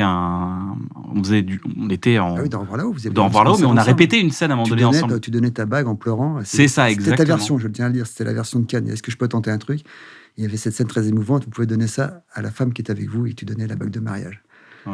C'était une version émouvante, alors que je cherchais un truc plus sarcastique. Là, j'étais surpris. Voilà. Ce petit moment. Je suis très touché. Voilà. Ça me touche énormément. Et on l'a monté. Mais je te voyais avec ta petite caméra et tu montais quasiment la scène avant même de la jouer, quoi. Ça coûte cher, tu vois. Oui, c'est un truc, tu m'en as parlé après. Il nous filmait le champ contre champ, après je le voyais par terre, en train de filmer par en dessous, par au-dessus. Tu faisais des actes. En fait, là, on l'a refait d'un autre plan. C'est à cause de toi qui m'a fait chier après, il voulait le faire. Chaque fois, il voulait le faire. Il était là, je ramène une caméra, je prends mon iPhone. Pendant les lectures, pendant les trucs, et je disais, pourquoi tu fais ça ? Maître Albert le fait. Non, mais tu vois, le truc irrationnel sur un plateau, c'est les acteurs.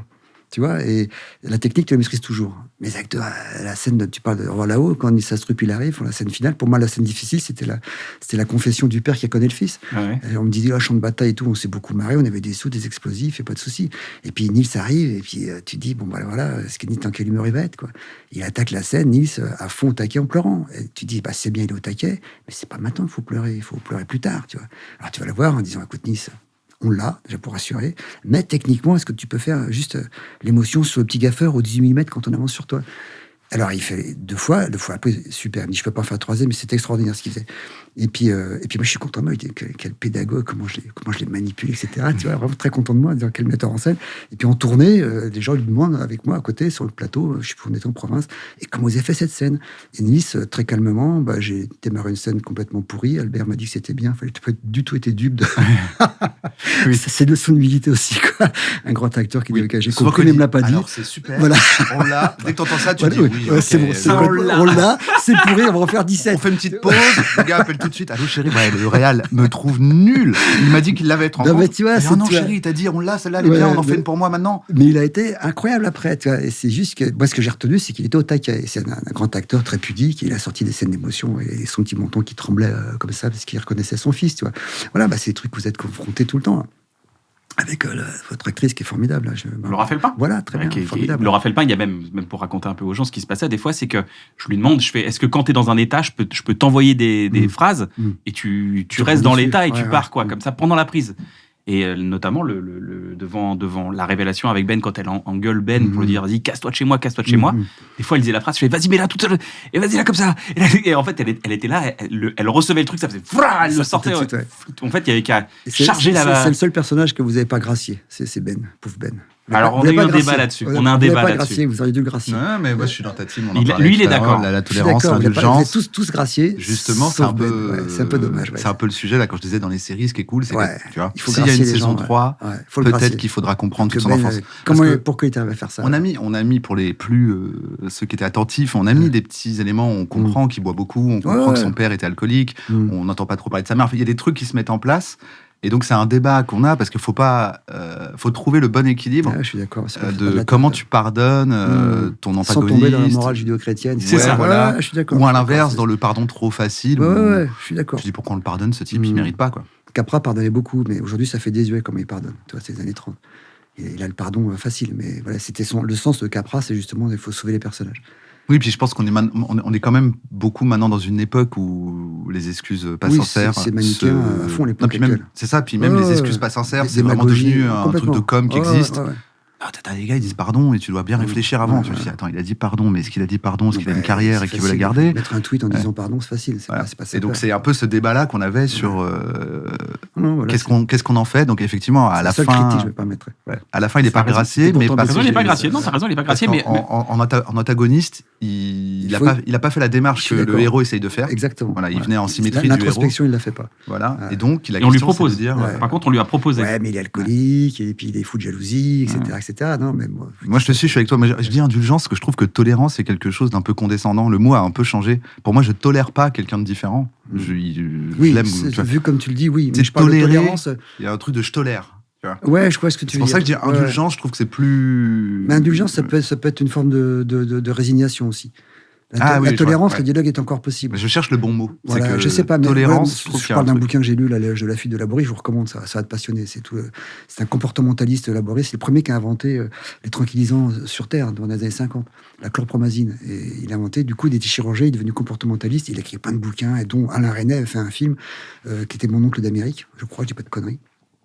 Enfin, on vérifiera. Ouais, tu vérifieras. Je commence à perdre. On est sur Internet. Ne nous croyez pas de A à Z. Faites vos vérifications. Un grand film tiré de ce bouquin. Et vous qui êtes vraiment comportementaliste dans l'âme, je vous recommande ces ouvrages. C'est formidable, quoi. C'est formidable. Il étudie ça vraiment, même en reliant des fois des phénomènes chimiques. Tu vois, le comportement psychotique et tout, parce qu'on ne maîtrise pas tout quand même, tu vois, il y a quand même tout un circuit chimique qui est en route et qui débouche sur un comportement. Donc voilà, je me permettais bien sûr. Cette tolérance condescendante. Non, mais tu vois ce que je veux dire? Je cherche le bon mot, parce que quand j'étais jeune, on m'a appris la tolérance, mais je me rends bien compte que c'était en gros des blancs qui nous aident tolèrent les noirs et les arabes, tu vois. Et en fait, dans mon esprit, c'est pas ça. Dans mon esprit, c'est tolère qu'on soit pas d'accord avec toi. Oui, non, mais dans ce métier, c'est dur. Je sais bien que c'est avoir du mal à vous tolérer. Quand il y en a un qui n'est pas d'accord avec l'autre, ça doit être chaud. Et des fois, on a besoin. tolère énormément. On a beaucoup d'empathie. Mais surtout, il a un level d'empathie que j'espère atteindre un jour. Mais il faut de l'intolérance pour avancer aussi. Il faut se conditionner. Il faut dire c'est moi qui ai raison, c'est moi qui ai raison.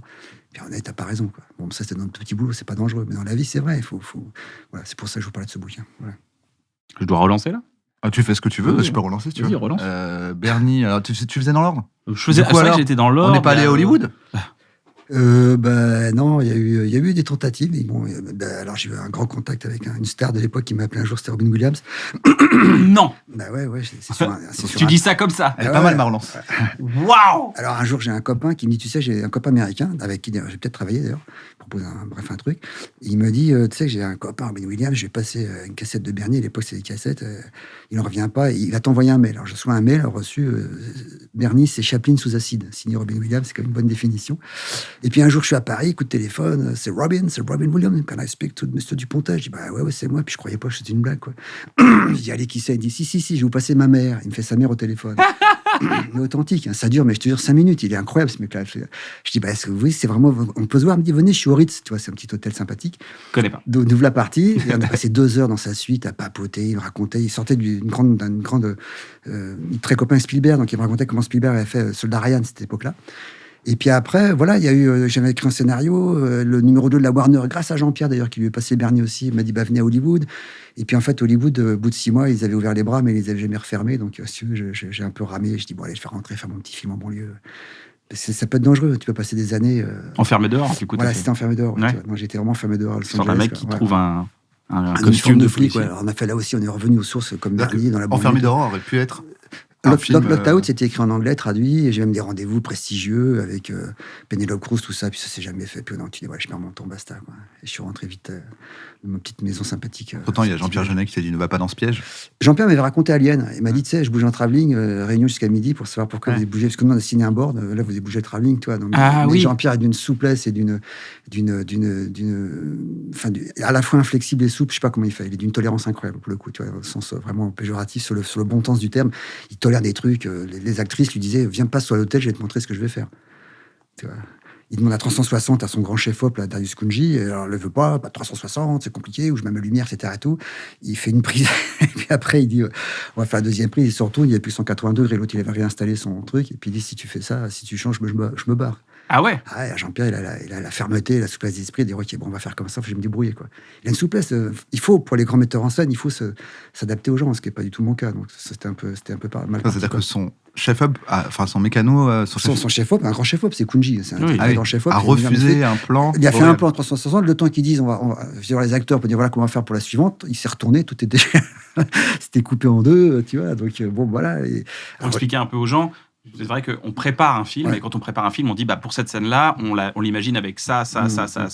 Et donc, les gens qui nous accompagnent, le premier assistant et les autres assistants, vont mettre une liste technique de son dont on aura besoin pour cette scène-là. Tout est chargé dans les camions le matin, ça arrive, on arrive sur le lieu, et tout est prêt. C'est vraiment militaire, normalement, tu vois. Et aux États-Unis, je crois que c'est encore plus militaire. Tu peux pas parler à un figurant, sinon le figurant devient acteur. C'est pas le même salaire. Enfin, il y a plein de choses qui sont...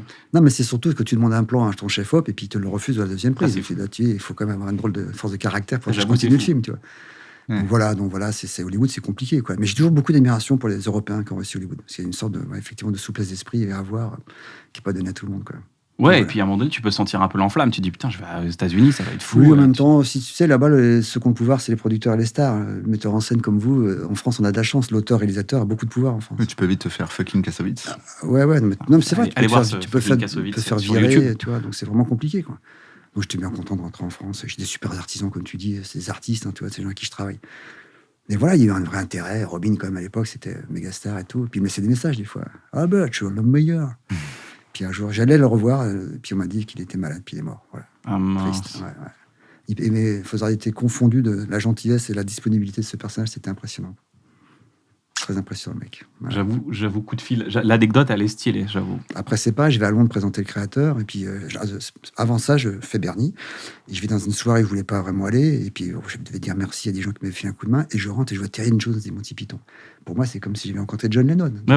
Je suis stupéfait. Il me dit, on va parler de toi. Il paraît que tu as fait un film et tout. Alors, il repart avec le DVD. Et puis, je reçois une lettre, pas de mail, une lettre écrite. Écoute, Albert, ton film est formidable, mais je suis allé qu'à la moitié. Tu vois, et puis après, je reçois une lettre un mois après. J'ai tout fini, c'est magnifiquement horrible. Tu vois, voilà, donc, et je lui dis, mais est-ce que tu ferais un petit rôle dans le prochain? Pas de problème. Elle est venue faire Dieu dans le créateur. Et puis, on présente Dieu à Londres. Enfin, on présente le créateur à Londres. Il me dit, je viens avec un copain. Et le copain, c'était Terry Gilliam, quoi. Je te jure, on aurait pleuré parce que on n'est pas la même génération, mais moi, quand Brasil est sorti, j'ai 20 ans, je suis en plein doute existentiel et je vois dans ce film tous mes rêves et tous mes cauchemars. Je vois la virtuosité, cette mise en scène, j'adore chez ce mec-là, j'adore les focales courtes, j'adore ses mouvements, j'adore et puis cette vision du monde qui est celui que nous sommes en train de traverser, quoi. Et ça bouscule tout, hein. Je vous cache pas que, tout d'un coup, je claque la porte de la fac de médecine parce que vraiment, je dis, putain, c'est ça que je veux faire, quoi. Puis j'apprends qu'ils ont même fait des études, que ci, que ça, donc tu t'identifies un petit peu au profil, quoi. Et donc, il y avait Terry qui était là. Et Terry, à la fin du film, me demandait comment j'avais fait certains plans. Tu dis, quand même, le mec qui a fait Brasil, qui me dit même que j'ai fait des plans. Parce qu'il y avait une caméra, pas d'ascenseur, j'avais une caméra sur un Fenwick et on coupait à chaque fois, tu vois. Il me dit, il est bien ton plan d'ascenseur, t'avais tout l'immeuble et tout. Non, c'est un Fenwick et on coupait, on changeait le couloir. Tu vois. Et tu vois, quand même, le mec qui a fait Brasil, t'es content quand même. Et le film n'avait pas marché, donc c'était une consolation, quoi. C'est-à-dire que tu partais du bas, tu montais je cutais dans la matière pleine, je changeais le couloir 3 fois de suite à 3 couleurs différentes. On me dit, c'est bien son plan d'ascenseur avec une grille devant, tu vois, c'était basique. C'est des films qu'on faisait pour 2-3 millions d'euros, hein, faut pas croire, c'est pas des gros budgets, quoi. Et j'adorais, il m'a raconté comment il avait fait. Alors, il y a un truc qui s'appelle Le sens de la vie des Monty Python. Au début, il y a une ouverture, je sais pas si vous avez vu ce film. C'est des petits vieux qui prennent à l'abordage une compagnie d'assurance. Vous avez pas vu ce truc-là? Non. Alors, ça manque à votre culture. Si, Le sens de la vie, c'est celui avec celui qui... Voilà, c'est Terry Jones qui dirigeait, qui fait le gros monsieur qui expose en bouffant un truc. Et au début, il y a un truc, c'est extraordinaire, c'est une compagnie d'assurance, et ils sont en train de virer tous les petits vieux qui travaillent là-dedans. Et les petits vieux se révoltent. Mais c'est très bien fait, ils attrapent les ventilateurs comme des sabres, et c'est comme s'ils prenaient l'équipage se mutinait contre les jeunes qui sont les... faut que je le revoie, je me rappelle. C'est formidable. Avec l'ouverture, avec les voiles, échafaudage, et c'est comme un grand navire, et t'as un ancre qui est symbolique dans le goudron, qui est un symbole, et t'as l'ancre qui arrache le trottoir, et t'as le navire qui part à Wall Street pour attaquer les traders à coups de canon. Enfin, tu vois, le mec, c'est extraordinaire. Puis déjà, la vision, je le vois souvent, Terry, on se voit 1 ou 2 fois par an, je vais le voir à Londres, et la vision qu'il projette, je suis entièrement d'accord avec lui, quoi. Je comprends cette vision, à la fois, voilà, je comprends sa vision. Voilà, c'est vraiment un mec qui, si t'as pas vu le Brésil dans le détail, ou le sens de la vie, pour moi, c'était fondateur pour moi. C'est cet univers-là, les Monty Python, c'est fondateur. Je sais que tu parles, je t'ai déjà vu dans pas mal d'interviews où tu parlais... Je parle trop, c'est sûr. Ouais. Tu parles pas trop, au contraire. Merci de parler. Je suis en train de faire. Non, mais c'est toujours du miel. Imagine, c'est vraiment imagine. Je sais que c'est pas compatible avec ta personnalité et qui tu es, mais imagine, demain, t'es président. De la République ? Ouais. C'est quoi les 3 premiers trucs que tu fais ? Ah putain, là, c'est une question. Ça me paraît tellement impossible, si tu veux. Bah oui. Non, mais c'est vrai, de toute façon, pour la politique... Déjà, si tu te présentes, est-ce que pour une fois, tu votes ?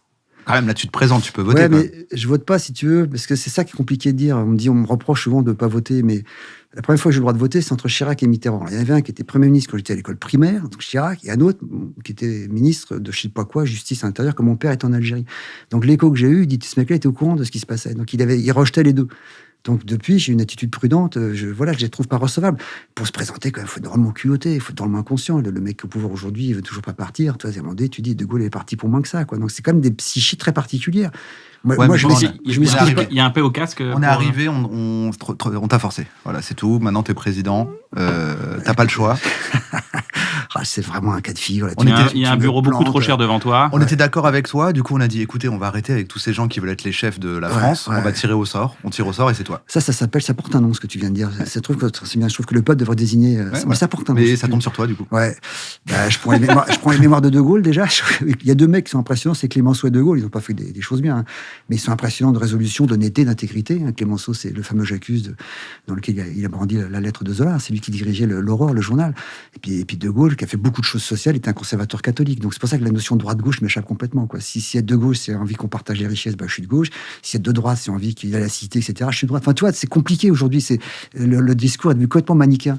Donc je suis bien emmerdé. Moi, je suis président. Ce que tu me dis, qu'est-ce que je fais ? Je démissionne. Voilà. Je trouvais-en un autre. Voilà, super. Moi, j'ai le courage de démissionner aux 24 heures. J'ai bien réfléchi. Je démissionne. Trouvez-en un autre. Je ne suis pas compétent pour ce boulot. Je veux bien essayer de vous faire rigoler avec les films, mais je peux pas aller plus loin. Voilà. Mais c'est très prétentieux. Et c'est l'histoire qui fabrique ces gens-là. Clémenceau et De Gaulle ont été fabriqués parce que l'histoire les appelait. Tout d'un coup, Première Guerre mondiale, Seconde Guerre mondiale. Alors c'est bien si l'histoire pouvait éviter d'être violente comme ça pour appeler des gens chouettes au pouvoir, quoi. On a un Zelensky, par exemple, en Ukraine, Zelensky, qui est un ancien comique. Ouais, il paraît, c'est étonnant. Ouais.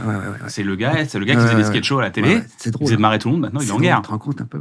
Il est président de pays en guerre. Voilà. Mais il veut rien faire. Moi, j'étais content. J'avais enfin un président que j'aime bien. Bah ouais, nous aussi, on a il démissionne. Super. Après, on retire au sort. Après, je fais mon gouvernement. Je te fous à l'intérieur et je te mets à la culture. Moi, à l'intérieur. Ah oui, justement. Ça va être l'extérieur. Un mec du Clos Saint-Lazare, tu démissionnes aussi. C'est bon, ça devient. Allez, c'est bon, c'est terminé. C'est le ministre de l'extérieur. J'ai écouté, désolé. Venez, on l'attente. On arrête tout. Et on voit si on en meurt. Voilà. Ok, tu reportes sur nous, quoi. Qu'est-ce que tu veux faire ? C'est quand même, il faut reconnaître objectivement, c'est un boulot difficile, quand même, effectivement. Alors, j'ai un autre cas de figure, si tu veux. Vas-y. T'es Dieu, carrément. C'est plus une question de présidence. C'est Dieu. T'es directement Dieu. Tu peux changer 2-3 variables. Ça, c'est pas mal. Ça, tu peux changer 1 ou 2 variables. Je me sens déjà plus à la hauteur. À la hauteur de Dieu. Bah ouais, Tu démissionnes aussi. Non, là, je peux vraiment faire des choses chouettes. 2-3 variables. 2-3 variables, je sais pas, inculquer l'amour tous azimuts, y compris aux gens qui sont. Leur inculquer cette notion qu'on peut les aimer. Et que le fait qu'on puisse les aimer leur donne une force incroyable, quoi, tu vois, et puis protéger l'environnement, etc. Tu vois, un coup de baguette magique, et je vais faire descendre la température. Surtout la psyché humaine, que quand on étudie l'histoire, dès l'école, on dit, mais qu'est-ce qu'il allait foutre à Marignan, François Ier, il est quand même pas faire des bisous, tu vois, on t'apprend à l'école à retenir la date pour avoir une bonne note. Enfin, tu vois le paradoxe dans lequel on te met. Enfin, qu'il y a un prof qui dit, mais qu'est-ce qu'il allait faire là-bas, que 1515 Il y a pas longtemps, je crois qu'il y avait un quiz, et j'ai l'habitude qu'ils disent 1515, et je réponds Marignan. Ouais. Et là, la question, c'est quoi Marignan ? Voilà, là ça t'est descendu. Aïe. Il est allé, c'est 1515. Il est allé en Italie, piquer les richesses. Ça, c'est pour expliquer la psyché humaine, quoi, qui est folle quelque part. Tu m'avais dit, quand on a fait Au revoir là-haut, tu m'avais dit, t'as remarqué qu'il n'y a que des héros de guerre dans les rues ? Nos rues sont nos gros axes. C'est des gens qui ont fait la guerre. Bah ouais. C'est-à-dire qu'on prône le pacifisme, on prône la paix, et la France est un pays qui a des statues de De Gaulle, de Jeanne d'Arc, l'Arc de Triomphe, c'est l'Arc de Triomphe de quoi? Il y a que des noms de bataille, des triomphes de la baston qui a eu lieu partout. Enfin, tu vois, les maréchaux, les machins, c'est comme des mecs qui ont pilonné l'Europe pendant 20 ans. Alors, je dis pas que l'époque, c'est dur de juger aujourd'hui. Oui, bien sûr. Mais si on pourrait faire un progrès dans l'éducation pour dire, voilà, il y a eu ça, c'était l'époque, mais maintenant ça a changé, d'ici à les glorifier. On vient de faire le 11 novembre, c'est complètement con, même les petits-enfants sont morts. Il y a des mecs qui ont fait le 11 novembre. Donc, c'est complètement con. Pourquoi faire un jour férié le 11 novembre? On veut l'Europe et on est encore en train de célébrer une victoire sur l'Allemagne qui a eu lieu il y a 107 ans. C'est complètement con. Voilà, donc il y a plein de paradoxes comme ça. L'avenue Kléber. On y arrive tranquille, il commence. Alors, ça, c'est le premier truc qu'il fait comme président. Ça, c'est bon. Je supprime le 11 novembre. Il change le nom des places, le nom des rues. Plus de femmes dans le nom des rues, déjà, on met une sorte de parité. Ouais, parité, mais je mets l'avenue du câlin, l'avenue du bisou, tu vois, plutôt que l'avenue Kléber, machin, parce que quand tu étudies l'histoire de ces mecs-là, c'était quand même pas détendre, tu vois. Donc, alors, bien sûr, c'était une époque où la France, rayonnait, entre guillemets, dans le monde entier, avait une importance énorme, mais voilà, c'est vrai qu'il y a un paradoxe dans les démocraties actuelles, surtout les vieilles démocraties comme l'Europe, c'est de se grandir dans son passé qui était un passé guerrier et de prôner la paix, machin. Donc ça marche pas, ça colle pas. Voilà, c'est un paradoxe. Là. Ah, c'est bon, on a déjà un. Voilà. On va poser des questions un argument électoral. On le laisse aller à chaque fois. On va voir le programme à la fin. J'ai un autre cas de figure. Ça m'intéresserait d'avoir ta vision. Si tu me permets. Je t'en prie. Les Césars, t'y vas pas, t'aimes pas l'idée de compétition entre les films. Pas. Non, mais voilà. Est-ce que vous croyez vraiment que vous êtes les meilleurs? Moi, je suis. Moi, je pense que je suis. Non, mais en fait, je comprends l'intérêt. Parce que je suis content pour les autres. Je suis content pour ceux qui sont contents. Je suis pas en train de dire. Pour ceux de l'équipe. Et t'es content, t'as ton César. Tu vois. Ou si demain. Les gens de l'équipe pour qui c'est important. Je ne juge pas ça. Ouais. Mais je peux sincèrement pas dire que ça a une valeur. Je ne crois pas qu'on soit le meilleur. Le temps dit c'était bon. Le temps, d'ici à un film, 30 ans, 40 ouais, le temps, mais t'es plus là pour le voir. Quand je te parle de Renoir, du Vicarnet, ils étaient vraiment très bons, les mecs. Parce que je peux voir Hôtel du Nord plein de fois, je trouve ça super. Je peux voir Panique de Duvivier, je trouve ça super. Je peux voir Le Crime de Monsieur Lang, de Renoir. Tu comprends? Le temps a donné raison à la qualité artistique de ces gens-là.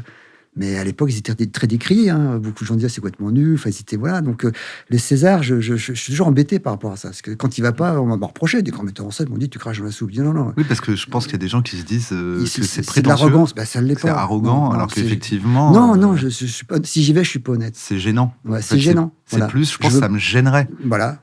Tu coupes le morceau en 5, tu donnes tous les gens qui n'ont pas été nommés. Tu dis voilà, va toucher un César. C'est tous bien d'avoir fait des films, effectivement. Mais j'admire les gens qui font des films, de toute façon. Mais tout d'un coup, je trouve ça gênant, voilà. C'est entre se rouler dans la soupe et cracher dedans, il y a une nuance et le rebord de l'assiette. Donc, tu vois, Moi, je te propose un cas où on arrête les Césars, mais on fait quoi pour célébrer le cinéma? On fait une fête de cinéma. C'est bien. Alors, tu vois, paradoxalement, je trouve que c'est une bonne fête pour la publicité pour le cinéma. Est-ce qu'il faut dire le meilleur, utiliser tu vois, être artiste, c'est chercher inconsciemment à élever son niveau de conscience. C'est sortir un peu du troupeau dans lequel on est dès la naissance et dire, je suis pas à l'aise là-dedans, donc je me mets un peu en dehors, j'observe, puis des fois, tout ce que tu dis est bien, donc le troupeau revient. Donc, le vrai artiste psychotique et sincère ressort du troupeau. C'est ce que raconte très bien Laborie, je monte dans l'éloge de la fuite. Donc voilà, donc tout d'un coup, on fait ça parce qu'on n'est pas à l'aise dans le moule dans lequel on est programmé. Tout d'un coup, ce moule-là vient vers toi de filer un César. Est-ce que c'est pour autant que ça va te changer, toi? C'est pas de cracher dessus. Mais dire, écoutez, j'y crois pas trop. Parce que justement, je suis parti de cette notation. J'ai quitté cette notation artistique parce que je suis pas à l'aise moi-même. Donc voilà, on peut faire une fête qui célèbre le cinéma. Alors évidemment, la compétition, ça crée peut-être du suspense émotionnel à la télé. Peut-être qu'on fait l'audimat. T'as les gros plans sur les acteurs qui attendent leur prix, etc.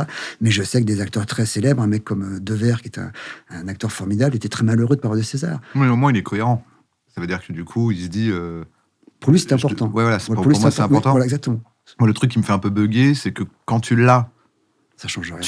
Non, mais tu vois, je veux dire, la personne qui reçoit son César, on va dire, en général, je parle pas de quelqu'un en particulier. Quand il l'a, il se dit, apparemment, je suis le meilleur.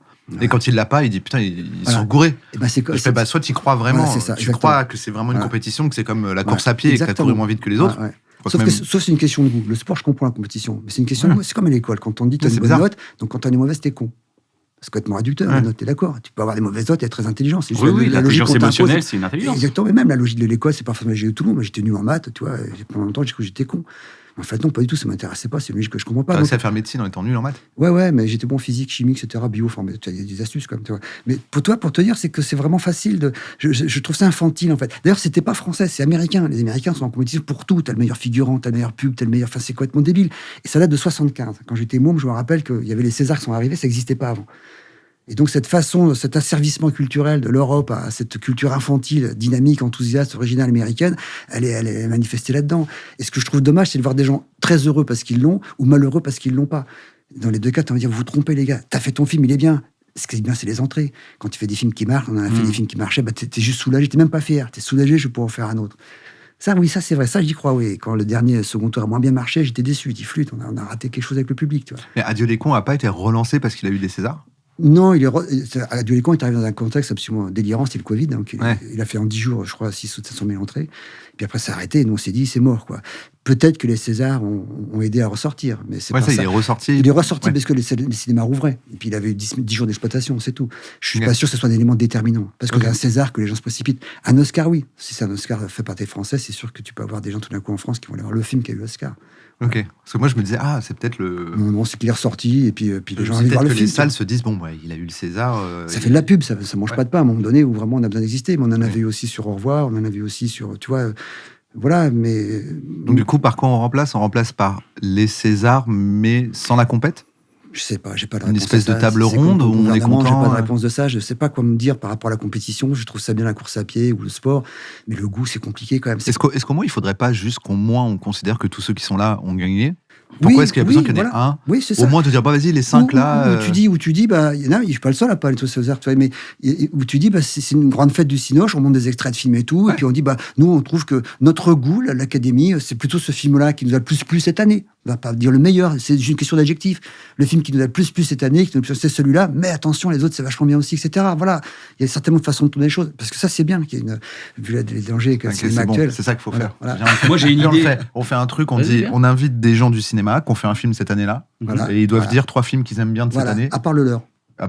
Ils en parlent. Exactement. Et ils sont contents parce qu'ils se reçoivent. Exactement. Ils disent, putain, mais moi j'ai kiffé ton film, viens. Et ils parlent pendant 10 minutes. C'est une espèce de festival, de tolérance. Reconnaissance. Chercher le mot.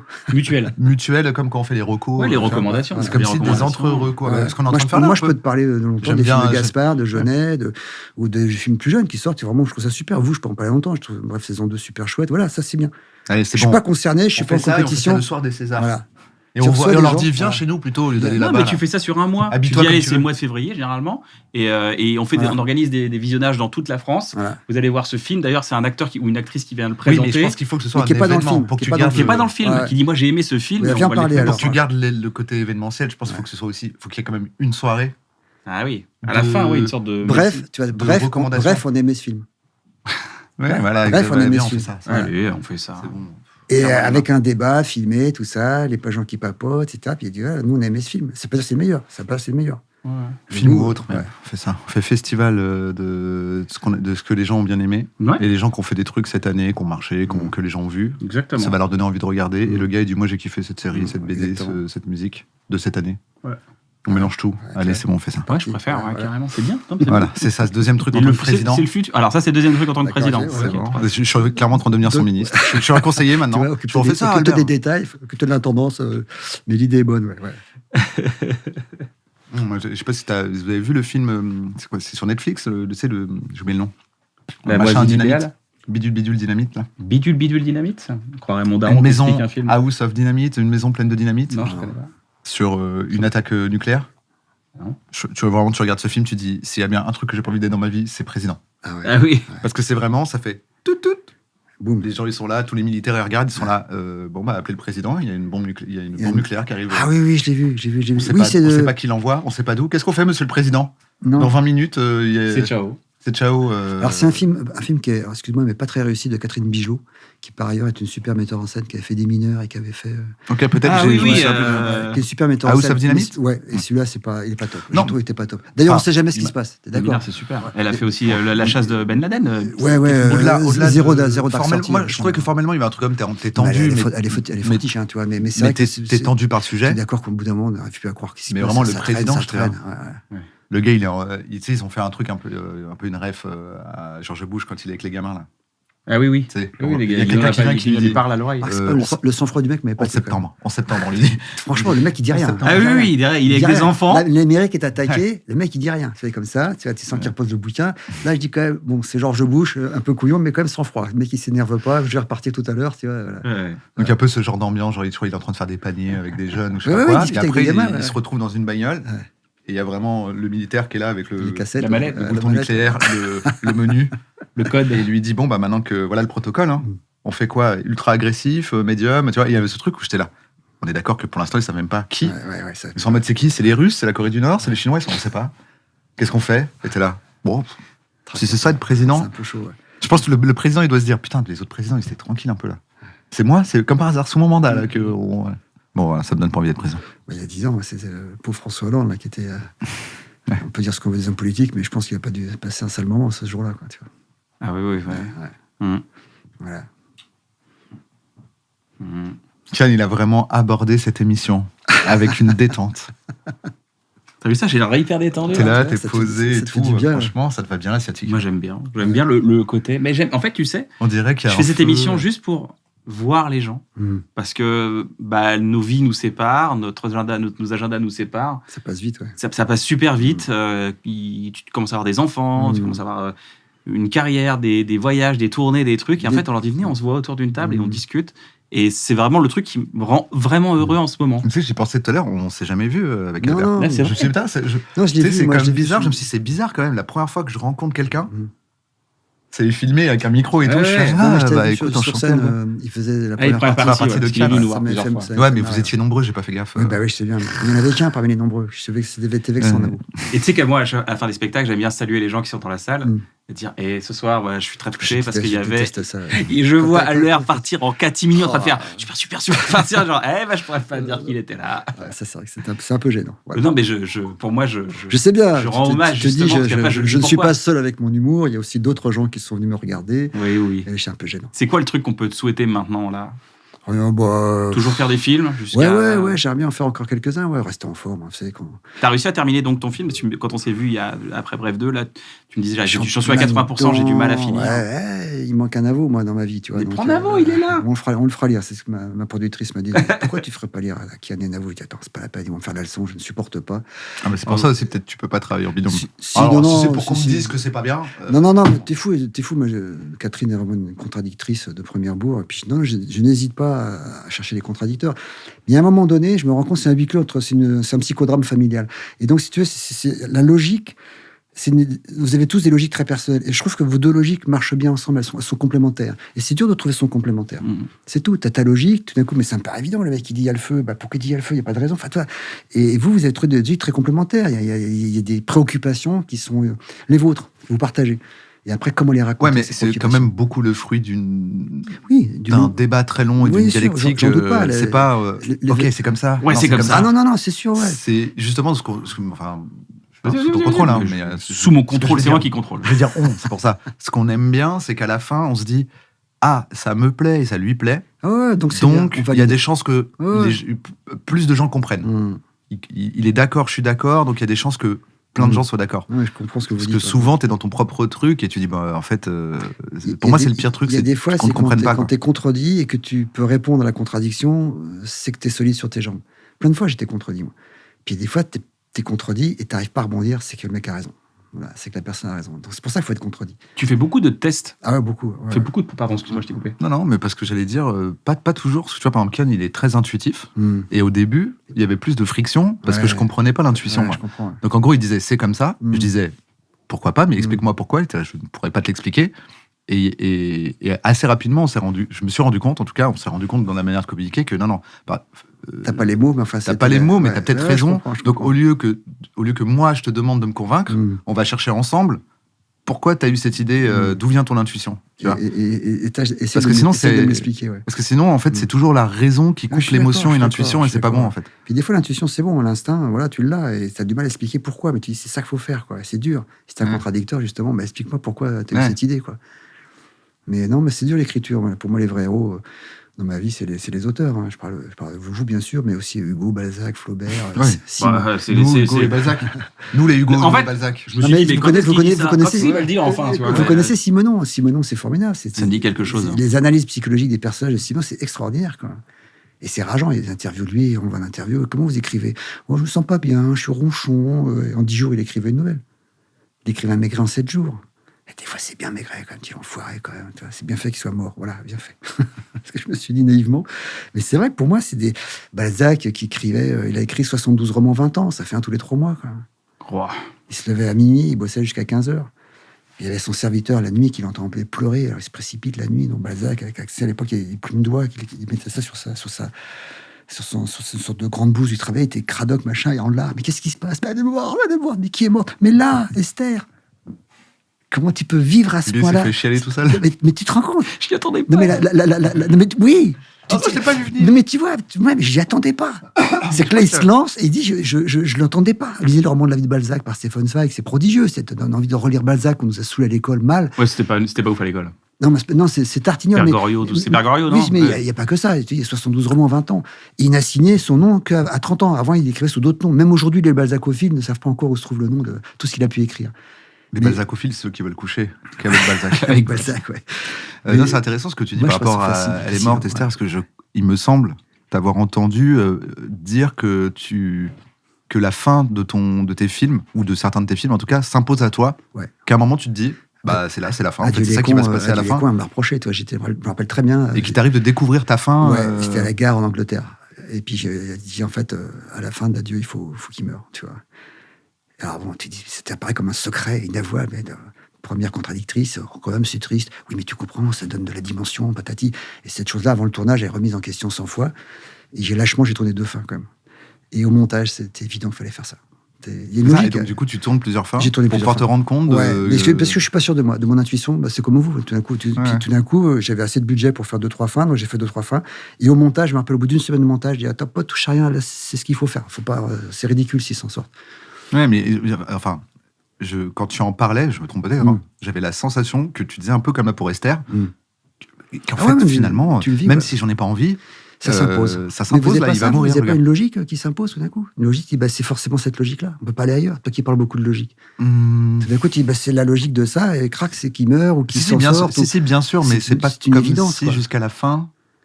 C'est-à-dire que c'est pas au montage, ça peut nous arriver de se rendre compte qu'on a fait une connerie. Ouais. C'est pas une connerie, c'est que. Non, mais se dire, merde, c'est pas bon la fin, là, faut qu'on la refasse. Sur le plateau, t'as une conscience que t'as pas dans le montage, t'es d'accord? T'as une émotion que t'as pas dans le montage. Le montage, t'as du recul par rapport à ton émotion. Sur le plateau, t'es dans l'émotion de ce que t'es en train de faire. Et moi, j'avais tellement de tendresse pour les personnages d'Adieu les cons que je cherchais à les sauver. J'étais en empathie avec Nicolas Marié, j'étais en empathie. Enfin, tu cherches à les sauver. Et puis quand tu as repris ta position de chef d'orchestre, tu dis, en fait, non, cette note, elle n'est pas bonne, quoi. Elle rentre pas. Et pourtant, c'était émouvant. Hein. Ils partaient dans la Drôme, c'était beau. Ah non, ils sortent le flingue. Et ça, on me l'avait beaucoup reproché. J'avais promis aux investisseurs, je vous assure, on va tourner 2 fins. Puis il t'avait reproché de ne pas faire une happy end, enfin de dire. C'est triste votre histoire quand même et tout. Oui. Et Laurent Belmondo, qui était vraiment un mec que j'aimais beaucoup, et c'est le dernier film qu'il a vu, c'est Adieu les cons. Il voulait le voir. Alors on l'avait amené à voir Slinder, il n'arrivait plus à marcher à l'époque. Et il m'a dit, c'est beau, ton film c'est beau, mais c'est crépusculaire, c'est un peu triste. Tu vois, voilà. Donc c'était un reproche qu'il faisait, et je comprenais le reproche qu'on pouvait faire, mais c'était pour moi la logique romantique de ces 2 personnages-là, c'était ça. Tu vois, il y a une phrase de Ravel qui dit, il n'y a pas de tristesse sans grandeur. Tu vois, et donc, sinon, c'est un vaudeville social. Et tout d'un coup, il y avait des films qui ont été faits avant, hein, Thelma et Louise, il y a plein de films qui ont été faits comme ça, avec la mort des héros. Et du coup, tu avais l'intuition. Enfin, toi, tu sentais que ça allait être ça. Je pensais que c'était ça qu'il fallait faire. Et tu as juste négocié avec le reste du monde. Oui, les contradicteurs, j'en ai eu plein, des gens comme vous, très talentueux. Et ces contradicteurs, finalement, t'en as parmi eux qui t'ont dit, ah putain, t'avais raison, en fait, c'est bien qu'il meure. J'ai reçu des mots de gens qui m'ont dit ça, ouais. J'ai su sur Bernie qui était contredit partout, et j'ai reçu par une productrice qui avait rejeté le film violemment, parce que le projet s'était arrêté, une lettre me disant, monsieur, je me suis trompé, j'ai vu votre film, je m'étais trompé, etc. C'est rare d'avoir ça. C'est vrai. C'est rare, hein, tu vois, donc il faut se faire confiance, oui et non. Donc voilà, il faut que tu fasses confiance. Vous êtes 2, c'est un parti de ping-pong que je trouve formidable. Vraiment, je vous envie, pas physiquement, faut pas déconner, mais... Mais non, mais c'est vrai. Je n'y pensais pas, mais maintenant, c'est bizarre que tu te justifies là-dessus. Ce partage, si tu veux, il est beaucoup plus laborieux chez moi. Ouais. Je dois surmonter des craintes, des doutes, etc. Mais je m'en cache pas. Mes héros, les Billy Wilder et tout, ont fait 30 films.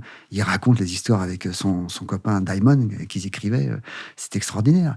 Il y a un sketch que je vous recommande de Billy Wilder. On lui dit, il est en train de décacheter son courrier. C'est ce grand metteur en scène allemand, Schlondorf. Pour eux, Billy Wilder, l'allemand qui a réussi Hollywood, c'était une référence. Donc il l'interviewe. On sent que Billy Wilder s'intéresse pas du tout. Donc il est en train de décacheter ses enveloppes, ça, puis il lui parle, machin, etc. Pendant l'interview? Oui, pendant l'interview, sans vraiment s'intéresse pas du tout, il est déjà âgé. C'est parce qu'à l'époque, il n'y avait pas de téléphone portable, sinon il aurait été sur son téléphone. Oui, pareil, mais dès qu'il est dans son bureau, et puis il lui dit, et l'écriture? Et là, Billy Wilder s'arrête, fait, attendez, l'écriture. Ça, c'est 6 mois, c'est de la sueur, et c'est difficile. Il part, c'est Billy Wilder qui parle avec Diamond. Et là-dessus, il montre un sketch qu'ils ont fait. T'as Diamond devant une machine à écrire blanche, avec une page blanche, comme ça, et t'as l'autre dans le fond avec un chasse-mouche, tu vois. C'est un long moment, quand même, tu vois. Puis t'as Billy Wilder qui s'approche, qui fait, attends, je pense que le père... Non, c'est une mauvaise idée. Damon dit ouais. Et tu vois, c'est quand même des mecs qui ont fait des. Tu vois, donc, eux-mêmes, avec l'humilité de reconnaître ça, alors toi tout seul à te débattre dans tes trucs et tout. Ouais, c'est difficile. Ouais, ce que je redoute, c'est ça. C'est pas la technique. La technique, c'est hyper marrant. On va voir là où c'est beaucoup marrant, il n'y a aucun problème. Et des fois, le scénario, c'est un peu chaud. Je passe des trucs, c'est un peu chaud. Tu vois, et je sais, il y a des endroits que une fois, j'ai revu dans un festival, je dis, c'est chaud, ils sont gentils, les gens. C'est un peu chaud ce que je tente là.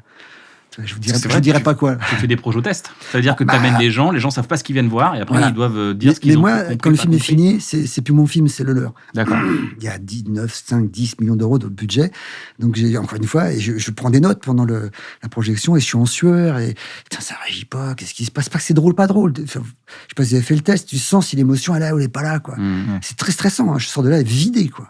Et puis, des fois, il y a des fonds verts partout, et les sont même pas vus. Je sais pas si ça te le fait, tu vois toi-même complètement des trucs que tu vois pas que ton monteur. Exactement. Voilà, tu les vois plus. Tu t'es fait ton film. Ça nous est arrivé même de juste ramener quelqu'un, de dire toi viens là, assis-toi là, regarde avec moi. C'est bon, tu peux y aller. Voilà. Et après on disait bon alors ça c'est pas bon, ça c'est pas bon. Mais c'est ça. Tout d'un coup on fait la tournée, on commence en empathie. Tu dis putain il y a un autre gars qui regarde là. 2h05, tu mets devant ça. On était au montage final, on était à 2h05, on monte devant une centaine de personnes dans plusieurs villes. On a fini à 1h50, 52. Tu te dis, en fait, on s'en fout. Et des plans, des fois, qui avaient été compliqués à faire et tout. Déjà, t'as plus l'émotion des plans, t'as plus la tendresse des plans, t'as fini. Tu veux juste que ça communique avec les gens. Bah, tu gères des trucs. Ça fonctionne pas. Ou tu fais des retakes. La bonne production, c'est de pouvoir réussir, refaire ce que t'as raté, quoi. C'est Jean-Yann qui me disait ça, quoi. C'était très juste.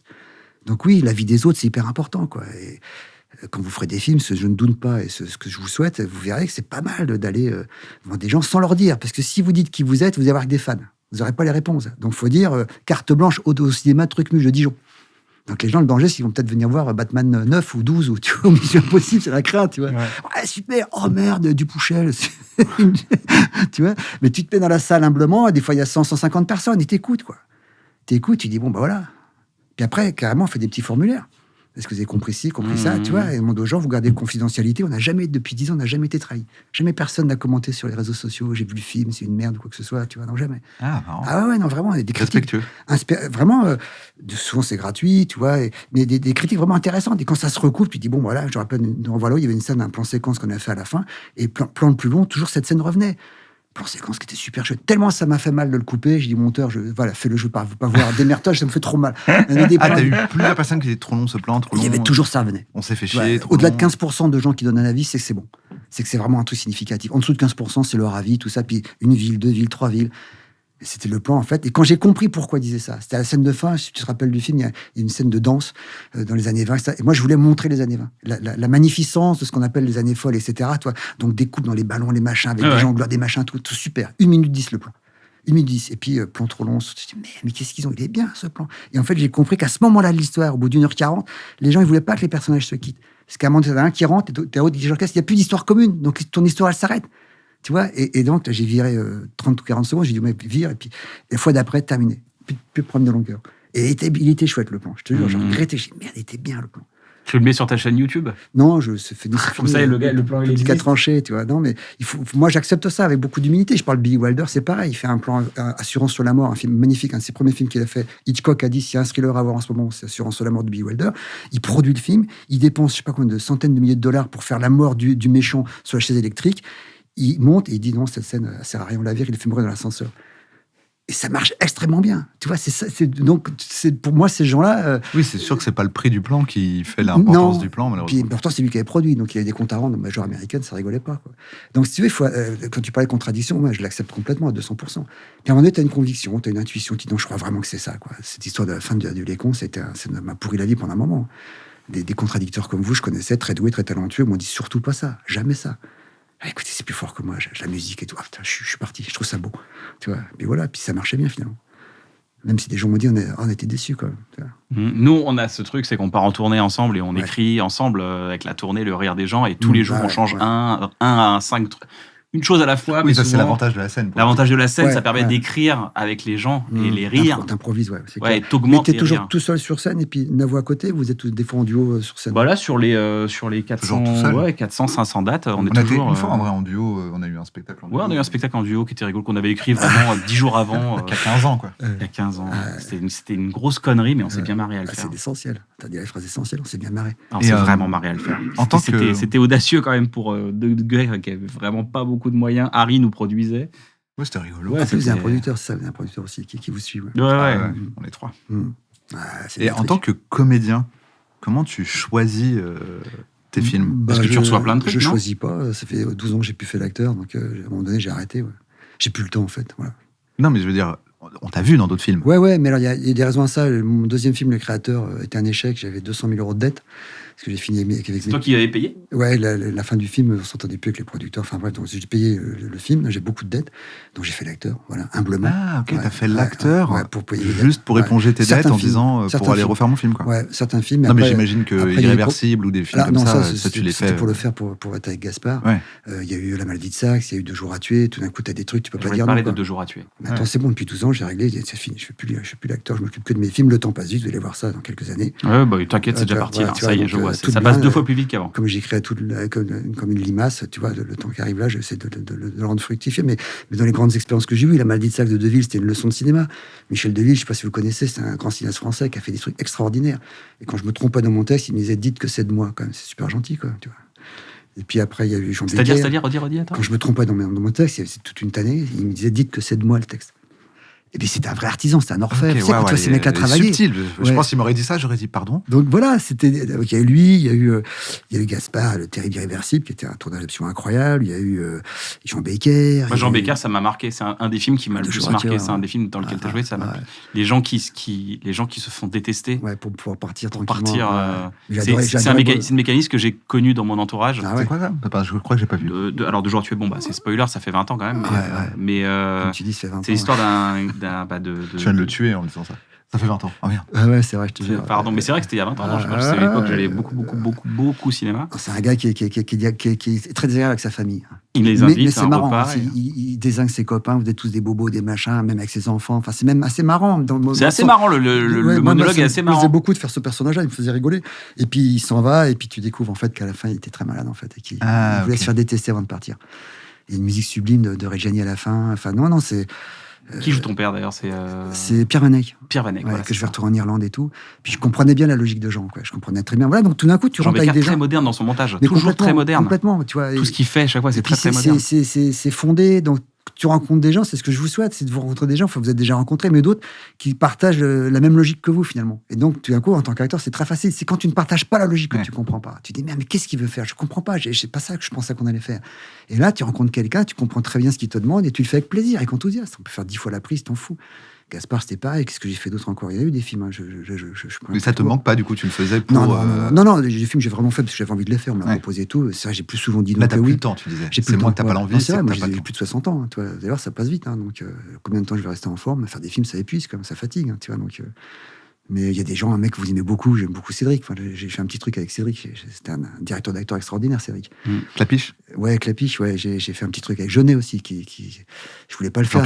Moi, je fais ça et tout. Et puis il m'a dit, viens, ça serait bien pour tu me donnes des idées pour le personnage. Puis après, il m'a dit, c'est formidable. Enfin, toi, donc t'y vas. Et c'est très agréable d'être des gens comme ça. C'est des gens de talent, c'est des gens qui voient travailler. Des gens tu comprends, t'apprends des choses. C'est des safe places, tu vois. Complètement, ouais. C'est ça, tu te sens bien, tu sens que c'est. J'ai fait un long dimanche de fiançailles, un petit rôle avec Jean-Pierre, tu vois. J'ai trouvé ça, il m'énervait parce qu'il me présentait les technocrènes qui cherchaient de l'argent pour faire un fameux dehors. Et puis, il me dit, t'as vu, j'ai 2 technocrènes dans mon camion, je te jure, et tu dis, arrête, tu m'énerves. Après, il fait des essais de fusée, et les caméras filmaient même pas. Il dit, mais filme les essais, comme, ouais, peut-être, enfin, je te jure, mais en même temps, voilà, c'est un orfèvre, il y a un amour de l'image, un amour du cadre, donc je me suis régalé avec ça, avec Jean-Pierre, tu vois. Et voilà, donc je regrette pas, c'est des moments super, quand même. Qu'est-ce que c'est cool de t'entendre. Bah ouais. Mais j'attends votre film maintenant, moi. Bah écoute, moi j'ai une crainte, peut-être qu'elle t'es venu nous voir. J'ai écrit un film, on te disait, décline bref. C'est ce que vous êtes en train de faire. Ouais, c'est ce qu'on a. On est en train de réfléchir à la suite. Vous étoffez. Vous pouvez faire un long métrage de bref. Le problème que Kian a, c'est que je m'en fous de faire un film ou une série c'est une question de plaisir, ou un programme court ou un livre. Pour moi, il y a un truc de comment ça marche le mieux. Et il se trouve que souvent, ce qu'on raconte, moi, je trouve que ça marche mieux en série. Vous êtes passé de quelques minutes à des fois 10 minutes. Hein. C'est ça, un quart d'heure, c'est important, quand même. Mais du coup, il y a un peu ce truc où moi, je suis là, faire un film pour dire j'ai fait un film, je sais pas. Pour moi, il faut écrire. Il s'agit pas de ça. C'est pas ce que je te dis. J'ai jamais fait un film pour faire un film, jamais. Non, bien sûr. Mais c'est la meilleure façon de raconter. Mais quand tu l'écris, t'écris un film. Alors que c'est cet outil-là qui me plaît. Moi, j'ai tendance à dire viens, on écrit. Et après, on se demande ce que c'est. Et c'est rarement un film, je trouve, dans notre écriture. Parce qu'il y a un sketch que vous avez fait, enfin, un sketch, j'aime pas le mot, mais... Sketch, c'est très noble pour nous. Non, mais j'aime pas parce que la mort du père, voilà. On rit pas dans la mort du père. Mais c'est vachement bien. Le tonton qui va chialer aux chiottes, tu vois. Non, c'est voilà. Et donc là, c'est un pas que vous avez franchi, vous n'avez pas franchi dans la saison. Tout d'un coup, la boum, il y a le côté. Attendez, on va vous raconter aussi ça. C'est ça qui m'a le plus épaté. Ils ont osé l'émotion et ça marche très bien. Merci. Non, mais c'est épatant. La fin de Bernie me l'a reproché aussi. À la fin, il tue tout le monde, etc. Et pareil, un grand producteur de l'époque m'avait dit, il fait un tunnel, il se sort de son truc. Je dis, non, je crois vraiment que ça se termine mal, cette histoire. Ouais. Tu vois. C'est même nécessaire, je trouve que ça se termine mal dans Bernie. C'est inéluctable, il peut pas s'en sortir, le pauvre gars, quoi, tu vois. Ouais.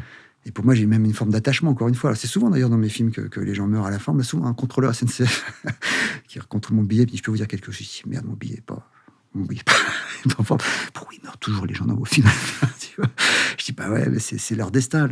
En voir là-haut, c'était un destin qui était évident, quoi. C'était pas moi. D'ailleurs, la chute est folle. Ah ouais, c'était intéressant. Le bouquin la fin aurait été plus rigolote au cinéma, quoi.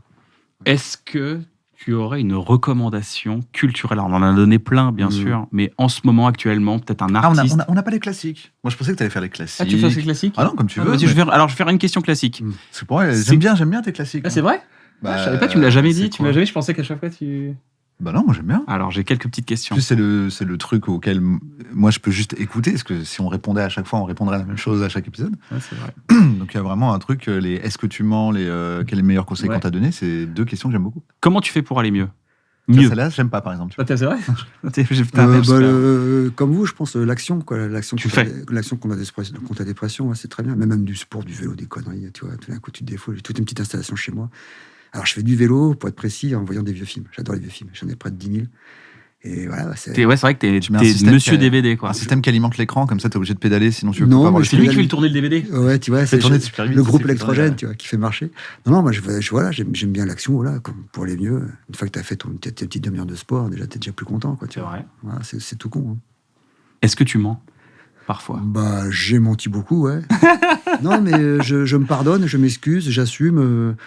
Le système m'a forcé souvent à mentir, voilà, à l'école, etc. et tout. Je m'en suis voulu, je me suis senti coupable, un petit catholique intéressé dans cette éducation. Puis avec le temps, je me dis, j'ai bien fait de mentir, en fait, c'est tous des cons. Ce qu'on me reprochait, c'était con. Tu vois, voilà. Il y a des gens avec qui tu mens pas. J'ai vu une dame, là, je pense pas que tu lui mentes beaucoup. J'ai vu une dame, là, je pense pas que tu lui mentes beaucoup. Moi, je mens pas beaucoup. Non, mais... Pas beaucoup, t'as dit. Pas beaucoup, mais il y a des personnes... Ah non, je pensais que c'était une autre dame. Pardon, non, je lui mens jamais. Bah, voilà. Elle sait tout. En tout cas, on essaye. Elle sait tout de moi. Je préfère... Ouais. Franchement, Ok, on va voir ça tout à l'heure. Je vais prendre un verre avec elle, je vais lui dire toutes tes vérités. Elle connaît mon code iPhone. Déjà, c'est déjà un truc de ouf. Attends, tu le laisses traîner sur la table, c'est déjà pas mal. Ça. Non, j'en fous. Mais elle sait pas que t'as un deuxième téléphone. Elle sait pas que j'ai un deuxième téléphone. C'est malin. C'est pas mal, ça. T'imagines le gars, mais écoute, regarde ton téléphone, m'en fous que j'ai un doute. Non, j'ai beaucoup de chance. Mais en fait, c'est un virage que j'ai pris il y a justement... À sa rencontre, je lui ai dit, écoute, faut que tu saches ça de moi, ça. C'est important, ça. T'as fait la scène de Magnolia? Et je me rappelle pas, il fait ça? Formidable. Ouais, quand ils se retrouvent, tu vois, quand on démarre des histoires, et que un truc, on en a déjà parlé parce qu'on l'a un peu fait avec Anna et je dans c'est ça, ouais. F2. Bah, en fait, moi, c'est de là que je l'ai sorti, le truc. C'est pas de Magnolia, c'est de moi-même. Ça, quand on en parlait, moi, je te disais, tu vois, ce truc-là. Et en plus, c'est bien, ça fait un peu Magnolia, là, quand ils se disent la vérité. Ça. Et qu'ils disent, viens, on rate pas tout, là, comme on a fait à chaque fois. Viens, on se dit des trucs directs. Et le keuf lui dit, j'ai perdu mon flingue. Et elle lui dit, tu vois, et en fait, il y a un truc où tu dis, putain, il commence dans l'honnêteté. Avec le père aussi, avec Jason Robards, c'est pas mal la scène quand il vient voir son père, son vrai père à la fin. Quoi. Eh ben moi, ça a été le début d'une de mes meilleures relations de ma vie. Voilà. De la meilleure relation de ma vie. Quoi? Ex-aequo. Relation avec qui, en plus, je peux avoir des enfants. Voilà. Waouh, c'est homophobe ce que tu viens de dire. Ah bon? On peut avoir un enfant, tu sais. C'est 2025 maintenant. Ouais. J'ai pas dit que... Merde, c'est vrai.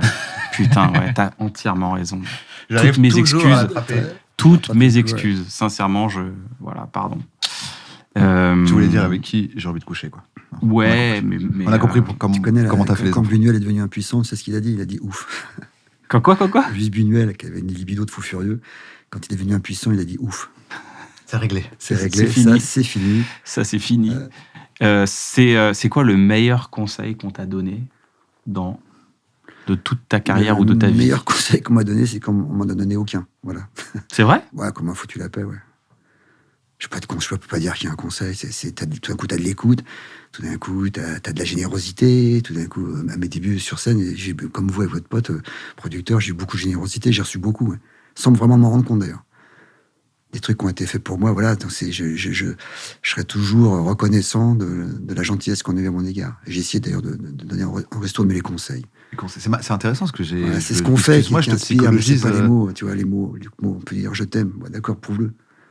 Je te psychologise un petit peu, pardon. Vas-y, mais tu peux. Il y a du boulot, mon gars. Ouais. Mais j'ai l'impression que techniquement, on peut vite te perturber avec des retours, des contradictions, des conseils. Non, parce que je les cherche en même temps. Ouais, mais en gros, quand tu les veux, tu les demandes. Ouais. Mais que si quelqu'un débarque et commence à te dire un truc, ça perturbe mon équilibre. Complètement, ouais. Non, mais je suis associable. Et du coup, tu te protèges de ça, quoi. Je suis associable, complètement. Moi, je peux rester des heures, des journées, des semaines chez moi. Si on te donne trop d'avis, à un moment, ça va te. C'est pas des avis, c'est tout d'un coup, ça perturbe ma concentration. Ça, c'est clair, mais c'était déjà comme ça à l'école. Les autres, ils me perturbaient avec leurs cours, les profs, machin, tout. J'ai souvent entendu. Avec ton cours, là, tu me perturbes, je suis en train de penser à un truc. Mais exactement. Écoute, moi, je me rappelle d'un poème de Verlaine. Je fais souvent ce rêve étrange et pénétrant d'une femme que j'aime et qui m'aime, etc. Je suis adolescent, je lis ça en cours. Enfin, je sors de ma torpeur, tu sais, du fond de la classe. Je dis, il est bien ce poème, t'es à 15 ans, tu sais, c'est sympa, une femme que j'aime et qui m'aime. Je reborde la fenêtre, enfin, tu vois tout. Et à côté, t'as le prof qui dit, alors voilà ce qu'elle a voulu dire Verlaine, et qui t'explique le truc. Tu penses, t'es gentil, mais je pense pas ça du tout. Tu vois, et alors, t'essayes un peu du haut de tes 15 ou 16 ans de manifester, et puis en fait, t'expliques, c'est ça qu'il faut penser. Ah ouais, et ça m'a toujours énervé. Ouais. Rimbaud, alors on va vous expliquer une saison en enfer. Mais non, j'ai compris, moi, ce qu'il veut me dire, ça me regarde. Tu vois. Ça me regarde parce qu'en plus, on a le même âge quand il le dit. Voilà, exactement. Donc ça me touche. Mais donc, je comprends pas le côté. J'ai beaucoup eu ce truc-là, et un jour, j'ai eu une prof, plus pédagogue, on va potentiellement que les autres. Je crois que c'était Corneille ou un truc comme ça. C'était cours, c'était un truc genre cours et nanana. Ah ouais, pourquoi est-ce qu'il a dit 3 fois cours? Et moi, je disais pour faire 12 pieds. Ouais. Ce qui est pas con, ouais. J'étais là, quand même, le gars, il est en train de. 3 fois 4. Ça a l'air compliqué. Tout rime, tout est en alexandrin. À un moment, il a écrit cours va et nous venge. Ça faisait que 10, elle a dit cours va vol et nous venge. Cours. Tu vois, bien, ça fait 12. Ça fait 12. Elle fait non, c'est pas ça. Et quand je lui dis bah si, c'est possible, elle dit alors oui, c'est possible. Et là, elle a été plus intelligente, elle m'a dit c'est possible, on n'est pas avec lui, on sait pas, peut-être que juste il a eu la flemme, il a mis 3 fois court, mais il faut toujours partir du principe que l'auteur sait ce qu'il fait. Ouais, mais ça c'est pas. Et ça, je suis pas d'accord non plus. Mais tu vois, mais elle dit, c'est peut-être pas vrai, peut-être que le gars sait pas ce qu'il fait, mais comme nous on est là pour analyser, de toute façon ça va être intéressant. Regarde, propose-moi autre chose. Et je dis, je sais pas, pour mettre l'emphase sur le fait qu'il ose se dépêcher. Elle dit, bah voilà, tu vois, ça m'intéresse plus que toi tu me dises ça, même si tu m'as dit le truc avant. Et je suis là, ok, elle m'a un peu dit. C'est le jeu. Ouais, ça t'a revalorisé. Non, c'est pas que ça m'a revalorisé, c'est elle m'a expliqué, elle m'a dit, ouais, t'as raison en fait. On a le droit d'avoir techniquement, ça se trouve Corneille. Il a fait ça, Ouais, il a même pas fait exprès, il y pensait pas. Beaucoup de spécialistes pensent que c'est lui qui écrivait Molière. C'est des bouquins très sérieux qui sont sortis là-dessus. Ils étaient deux, Pierre Corneille et son frère. Ils étaient dans une tour.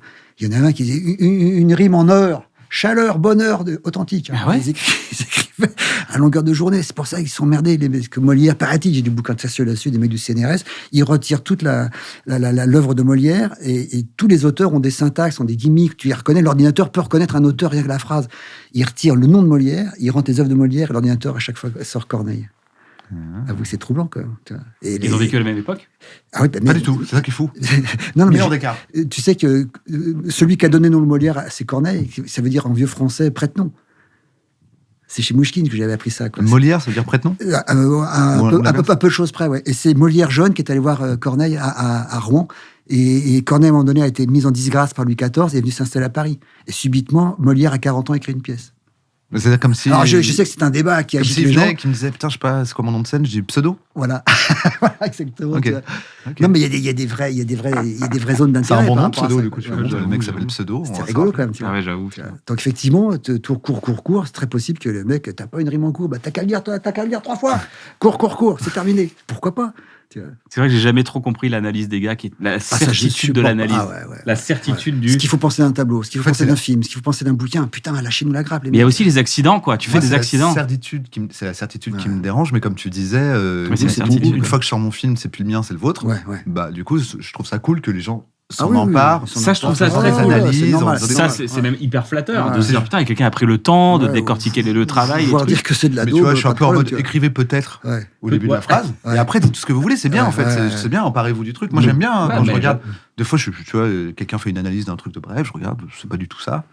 Mais je me dis, c'est bien, c'est ce qu'il a vu, c'est Je intéressant. trouve ça très beau, ouais. Même parfois, c'est un marchepied vers complètement autre chose, genre j'apprends un truc. À la base, je regarde de façon égotique, tu vois, parce que je me dis, qu'est-ce qu'il va dire sur nous ? Oui. Et il dit, cette scène, je vais la développer pour vous parler de sociologie et de machin et de nanana, d'économie ou je sais pas quoi. Ouais. Et après, j'apprends un truc. Je dis, non, mais c'est vrai, c'est faux. Mais donc, tu vois, pour moi, il y a un équilibre. Il y a un inconscient qui joue quand même. La phrase de Balzac, c'est l'inspiration, c'est l'occasion du génie. Et beaucoup d'auteurs comme Simenon a un verre de whisky, enfin demi-verre tous les matins, plus un tranquillisant, pour libérer l'esprit. Quoi. Ah oui, d'accord. C'est pas hasard. Faites tous ça chez vous, surtout les jeunes. Mais il s'en cachait pas. Et puis Balzac, il se défonçait au café. Enfin, j'ai connu un très bon scénariste, un copain à moi, il se cache pas, il a 2-3 verres de picole, et puis ils se sont détendus, puis il peut commencer. Quoi. Ça m'est arrivé, moi, des fois, de me calmer un peu, quoi, tu vois, artificiellement. Et ça vient. Le pire, c'est que ça marche, quoi, tu vois. Ah ouais, moi c'est le contraire. Il faut que je sois sobre pour. Ouais, mais c'est un relâchement de l'esprit. Mais effectivement, le yoga. Peut-être parce que je suis pas très anxieux ni rien. Donc ça, c'est vrai. Pour moi, c'est pire. Ça doit aider. Ouais, en fait, j'ai plus envie de travailler. Je suis en soirée là. Si tu me donnes à boire. Mais toi, tu dois. Moi, j'ai ça. Oui, mais tu prends pas un truc spécialement pour écrire. Non, c'est pour te détendre, je le prends pas pour écrire, mais c'est vrai que. Que les gens croient pas que tu te drogues alors que c'est pas le cas. Non, je me drogue pas du tout. Et d'ailleurs, je me mets dans la merde en disant, Navo, viens, on va faire ça. Et Navo, il me fait, ok. Et je fais, putain, maintenant, faut le faire. Et là, après, je suis là. Je n'avais pas hésité à me dire qu'on le fait pas. Moi, je suis content. Mais c'est la phrase il faut qui est dangereuse. Ouais. Dès que tu dis il faut, c'est mort. Non, j'aime bien. Après, mais tout vient aussi d'un saladier d'idées rempli. Mais si vous l'évacuez pas, il va se retourner contre vous, le saladier. Donc, il faut l'évacuer. Ouais, faut l'évacuer. Faut que ça sorte. Ouais, c'est ça. Non, c'est pour ça, tu me dis pourquoi le cinéma. Il faut que ça sorte.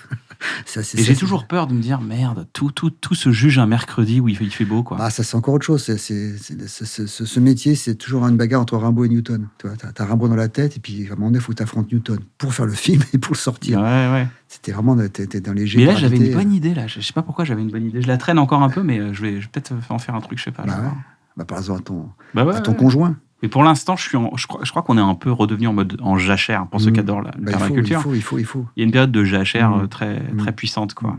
Non, ça va, moi je bosse avec d'autres gens, juste. Tu fais quoi comme truc ? Je bosse sur des projets de films, quand même. en espérant qu'ils voient le jour, mais avec d'autres gens. Tu fais quoi ? Tu développes, tu critiques ? Là, on développe. Ouais. Il y a 2 films qu'on développe. Tu vois, il n'y a pas il faut, tu fais comme des films. Oui, mais c'est pas les miens. C'est pas moi qui ai l'impulsion, ça que je veux dire. Ça fait du bien quand même. Moi, ce qui me ferait du bien tout le temps, toujours, moi, je le dis dans tous les épisodes, c'est chiant, j'aime bien rien faire, et quand je fais quelque chose, c'est pour l'autre. C'est parce que j'ai envie de voir l'autre. Ouais, mais l'autre aussi est un. Kian, il vient, il me dit, j'ai une idée. Je dis, écoute, vas-y, on y va. Mais Kian, c'est un parlophone, c'est qu'il va rendre concret ce qui t'anime. Enfin, je pense qu'à deux. Peut-être, mais disons que ce qui m'anime, ça va m'animer parce qu'on va se poser la question. Mais sinon, je vais pas me la poser, moi, ça va. Je suis chez moi, je suis bien. Tu vois, vraiment. Est-ce que tu aurais un ou une artiste à recommander que tu as découvert il n'y a pas longtemps, ou même longtemps, ou un classique, parce que tu regardes beaucoup les films des années 30 ? Surtout que tu cites jamais personne, donc ça doit être dur pour toi. Genre, tu parles jamais d'autres auteurs ou d'autres autrices. Moi, je sais pas, j'ai un film typique que je vois souvent avec plaisir, c'est Panique de Duvivier. Panique de Duvivier ? Avec Michel Simon, 1948. Tiré d'une nouvelle de Simenon, avec Michel Simon, donc. Et c'est vraiment extraordinaire, les cadrages, la lumière et tout. Je sais pas pourquoi j'ai une tendance. Ça parle un peu ancien, ça parle écoutez-moi bien. Non, ça parle moderne. C'est assez sévère. Tu vois, c'est assez sévère. C'est un truc écrit par Simenon sur l'antisémitisme. Il y a un meurtre, on accuse un gars qui a un nom à consonance sémite. J'ai toujours été très ému par ce film. Il y a des erreurs, pas des erreurs, mais des effets spéciaux de l'époque que je vois gros comme une maison et ça me touche infiniment. Ouais. Tu vois, puis il y a des trucs, je sais pas si vous êtes sensible à ça, mais des cadrages, des lumières, des poussières. Et moi, de savoir à quel point c'était difficile de faire ça à l'époque, je dis merci monsieur, je vous ai jamais connu, mais quand même, là, il y a un effort qui est fait qui est génial. Puis il y a cet acteur démon, Michel Simon. Tu vois, je sais pas, dans Bout du Sauvé des eaux, il est extraordinaire. Tu peux le voir aujourd'hui d'une modernité de dingue.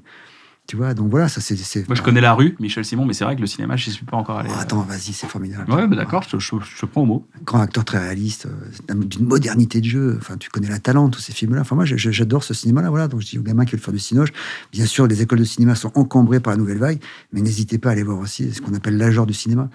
Enfin, j'ai eu la chance de rencontrer Marcel Carné, moi, tu vois, je fais mes sketchs à l'Olympia, là.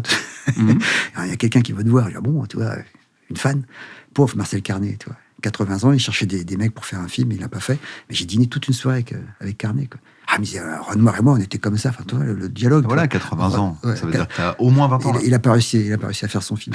Ouais. Bon, au moins c'était hyper émouvant de rencontrer Marcel Carné. Regarde Hôtel du Nord, les dialogues de Janson, c'est extraordinaire, quand même. Tu vois, donc voilà, bon, je me nourris de ce genre de trucs. Mais après, recommander ça, les classiques.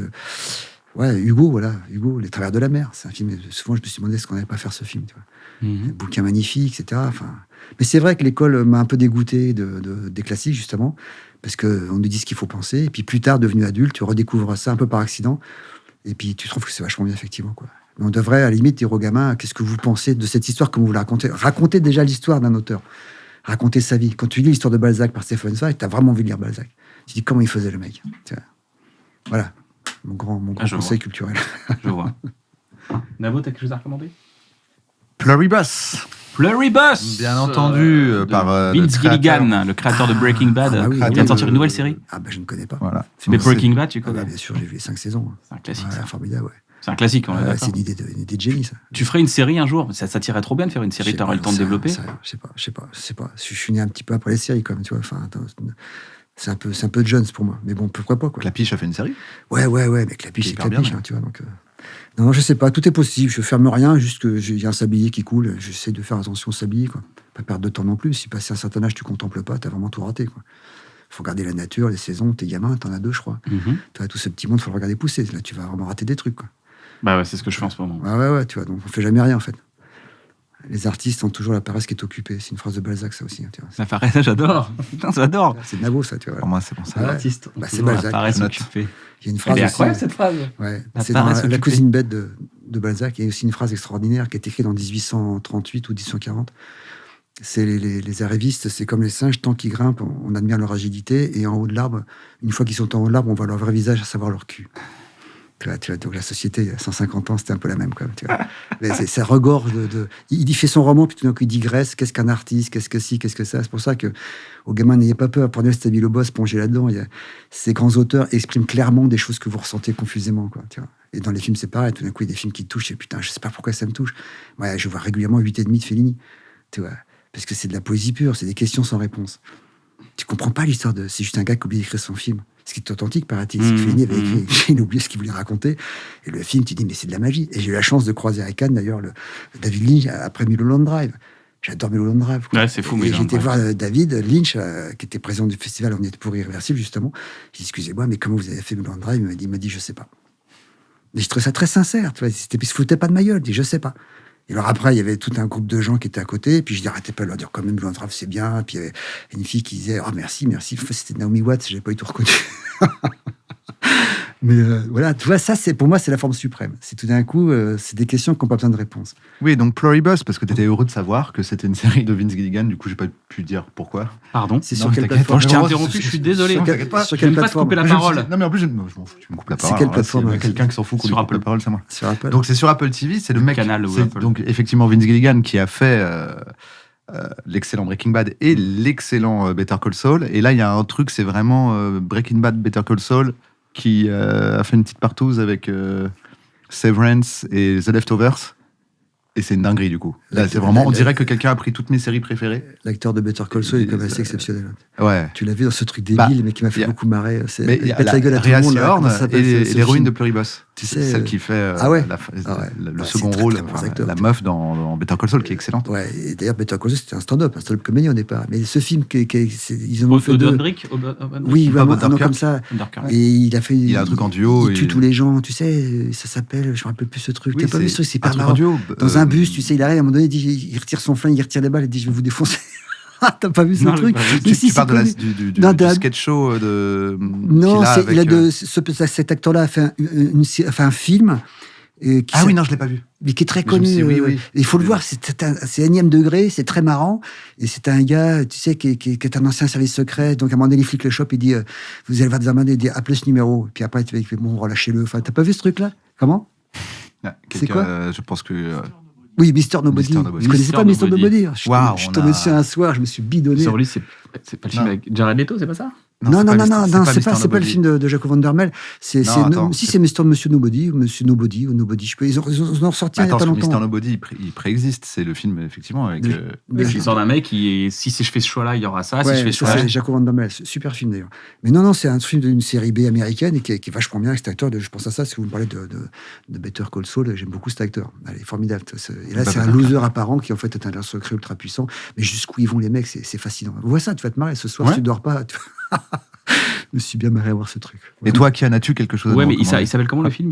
Moi, je retiens Monsieur Nobody, mais peut-être que c'est autre chose. Okay, moi, alors, vu qu'on est que dans les chefs-d'œuvre, je vais aller à l'opposé des chefs-d'œuvre et je vous recommande Whitefire. Ah, ce bon vieux Whitefire. Mais c'est en soi un chef-d'œuvre. C'est un chef-d'œuvre, un nanar. Ça m'a fait un choc mental. J'avais oublié Whitefire, ça date. Il est considéré sur les sites de nanar, un nanar, tu vois, parce que c'est un nanar, c'est vraiment un film raté, quoi. Pour vous donner l'explication, c'est des gens qui tournaient des films porno, et avec les caméras le week-end, ils tournaient un vrai film, parce qu'ils avaient du matos et ils se baladaient. Donc ça n'a ni queue ni tête. C'est joué, mais d'une manière totalement inexacte. Whitefire, c'est ça? Whitefire, c'est le pire nanar de la Terre. Juste regardez l'intro. Ce film ne va nulle part. Là, on a parlé que des chefs-d'œuvre, des maîtres et tout. C'est l'inverse de ça. T'incites les gens à aller voir ça sur scène. On en parlait sur scène avec. On le projetait au Bordel Club à l'époque. Et ne regardez plus les étoiles, marchez dans la crotte. C'est ce que tu nous dis un petit peu. Quoi. Exactement. Non, mais est-ce qu'il faut un peu rabaissifrer, équilibrer un peu En même temps, c'est un chef-d'œuvre. Moi, je trouve. C'est devenu un chef-d'œuvre. Forcément, des trucs comme ça. C'est qu'il y a un truc, c'est pour le coup, là, c'est vraiment ça, c'est de l'art naïf, quoi. C'est-à-dire que c'est tellement mal fait. Il y avait un film qui commençait comme ça 6 mois plus tard. Ouais. C'était le premier truc que tu vois. Complètement con. 6 mois plus tard. Ça a commencé par 6 mois plus tard. J'aurais bien aimé commencer un truc. C'est 6 mois plus tard. 6 mois plus tard. C'est trop bien comme tu sais pas. C'est l'époque où je fréquentais la bande dont je vous parlais. Ils sortaient des trucs absolument ahurissants, quoi. Donc 6 mois plus tard, on pleurait de rire. C'est trop bien comme début. Fou, j'adore. Pendant ce temps-là, tu m'as dès le début. Et pendant ce temps. Et après tout ça. Albert, c'était un plaisir. Je termine juste l'émission Un bon moment avec une sorte de avec une vraie bonne nouvelle. L'éducation mondiale progresse. Le taux d'alphabétisation des jeunes dépasse 92% dans le monde, du jamais vu, même dans les régions les plus pauvres. Les chiffres s'améliorent nettement. Voilà, super nouvelle. Ça fait plaisir. Ouais. C'est cool, hein? Voilà. Chambé. Voilà. Je fais partie des 8%. Albert, c'était un plaisir de t'avoir. Tu reviens quand tu veux. On te souhaite un très bon film. Là, tu pars en tournage dans 2 mois. Dans bonne continuité, en tout cas, pour la suite de votre excellent bref. De toute façon, je te sais bien entouré. Donc, comme toi. Merci. C'est ce qui fait tout. L'entourage, c'est ce qui permet de dormir. Je vais débaucher Navo, je pense. Vas-y, vas-y. Je sens qu'il veut faire des films. Faut que tu m'embauches d'abord, sinon il non, vas-y, pas me moi je suis toujours chaud. Moi, tu vois, la seule règle dans ma vie, c'est travaille avec moi si tu penses que je suis à la hauteur. Ça serait ce que tu fais. Ah bah merde, non, laisse tomber alors. Si t'as du désir pour bosser avec moi, c'est pas un contrat. On n'a jamais eu un contrat ensemble tous les deux. C'est combien de temps que vous connaissez, 20 ans? Ça fait 15-17 ans. 15-17 ans. Et on n'a jamais eu un seul contrat, on a juste bossé par Est-ce que vous êtes déjà frité un petit peu? Hein? Vous êtes déjà frité un petit peu?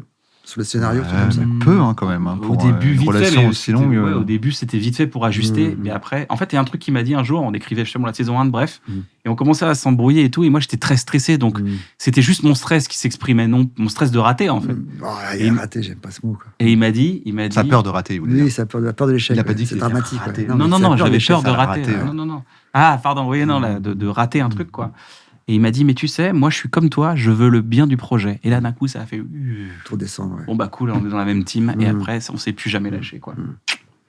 C'est beau. C'est bien, les enfants. Il arrive à faire une déclaration par épisode. C'est fort. Toujours. Moi, à chaque fois, je suis juste à côté, je dis rien. Ouais. Il veut une saison 3, quoi. Peut-être qu'un jour, il va dire, tu sais... Kian. Non, la dernière fois, j'ai rematé un épisode et on se faisait des déclarations. Mais c'est parce que c'est ce qu'il y a de plus beau. On est mignons. Au moins, on leur a dit dans cette vie. On est mignons. Bah, prenez soin de vous. Ouais. Et ciao. Ça. Voilà. Salut les jeunes.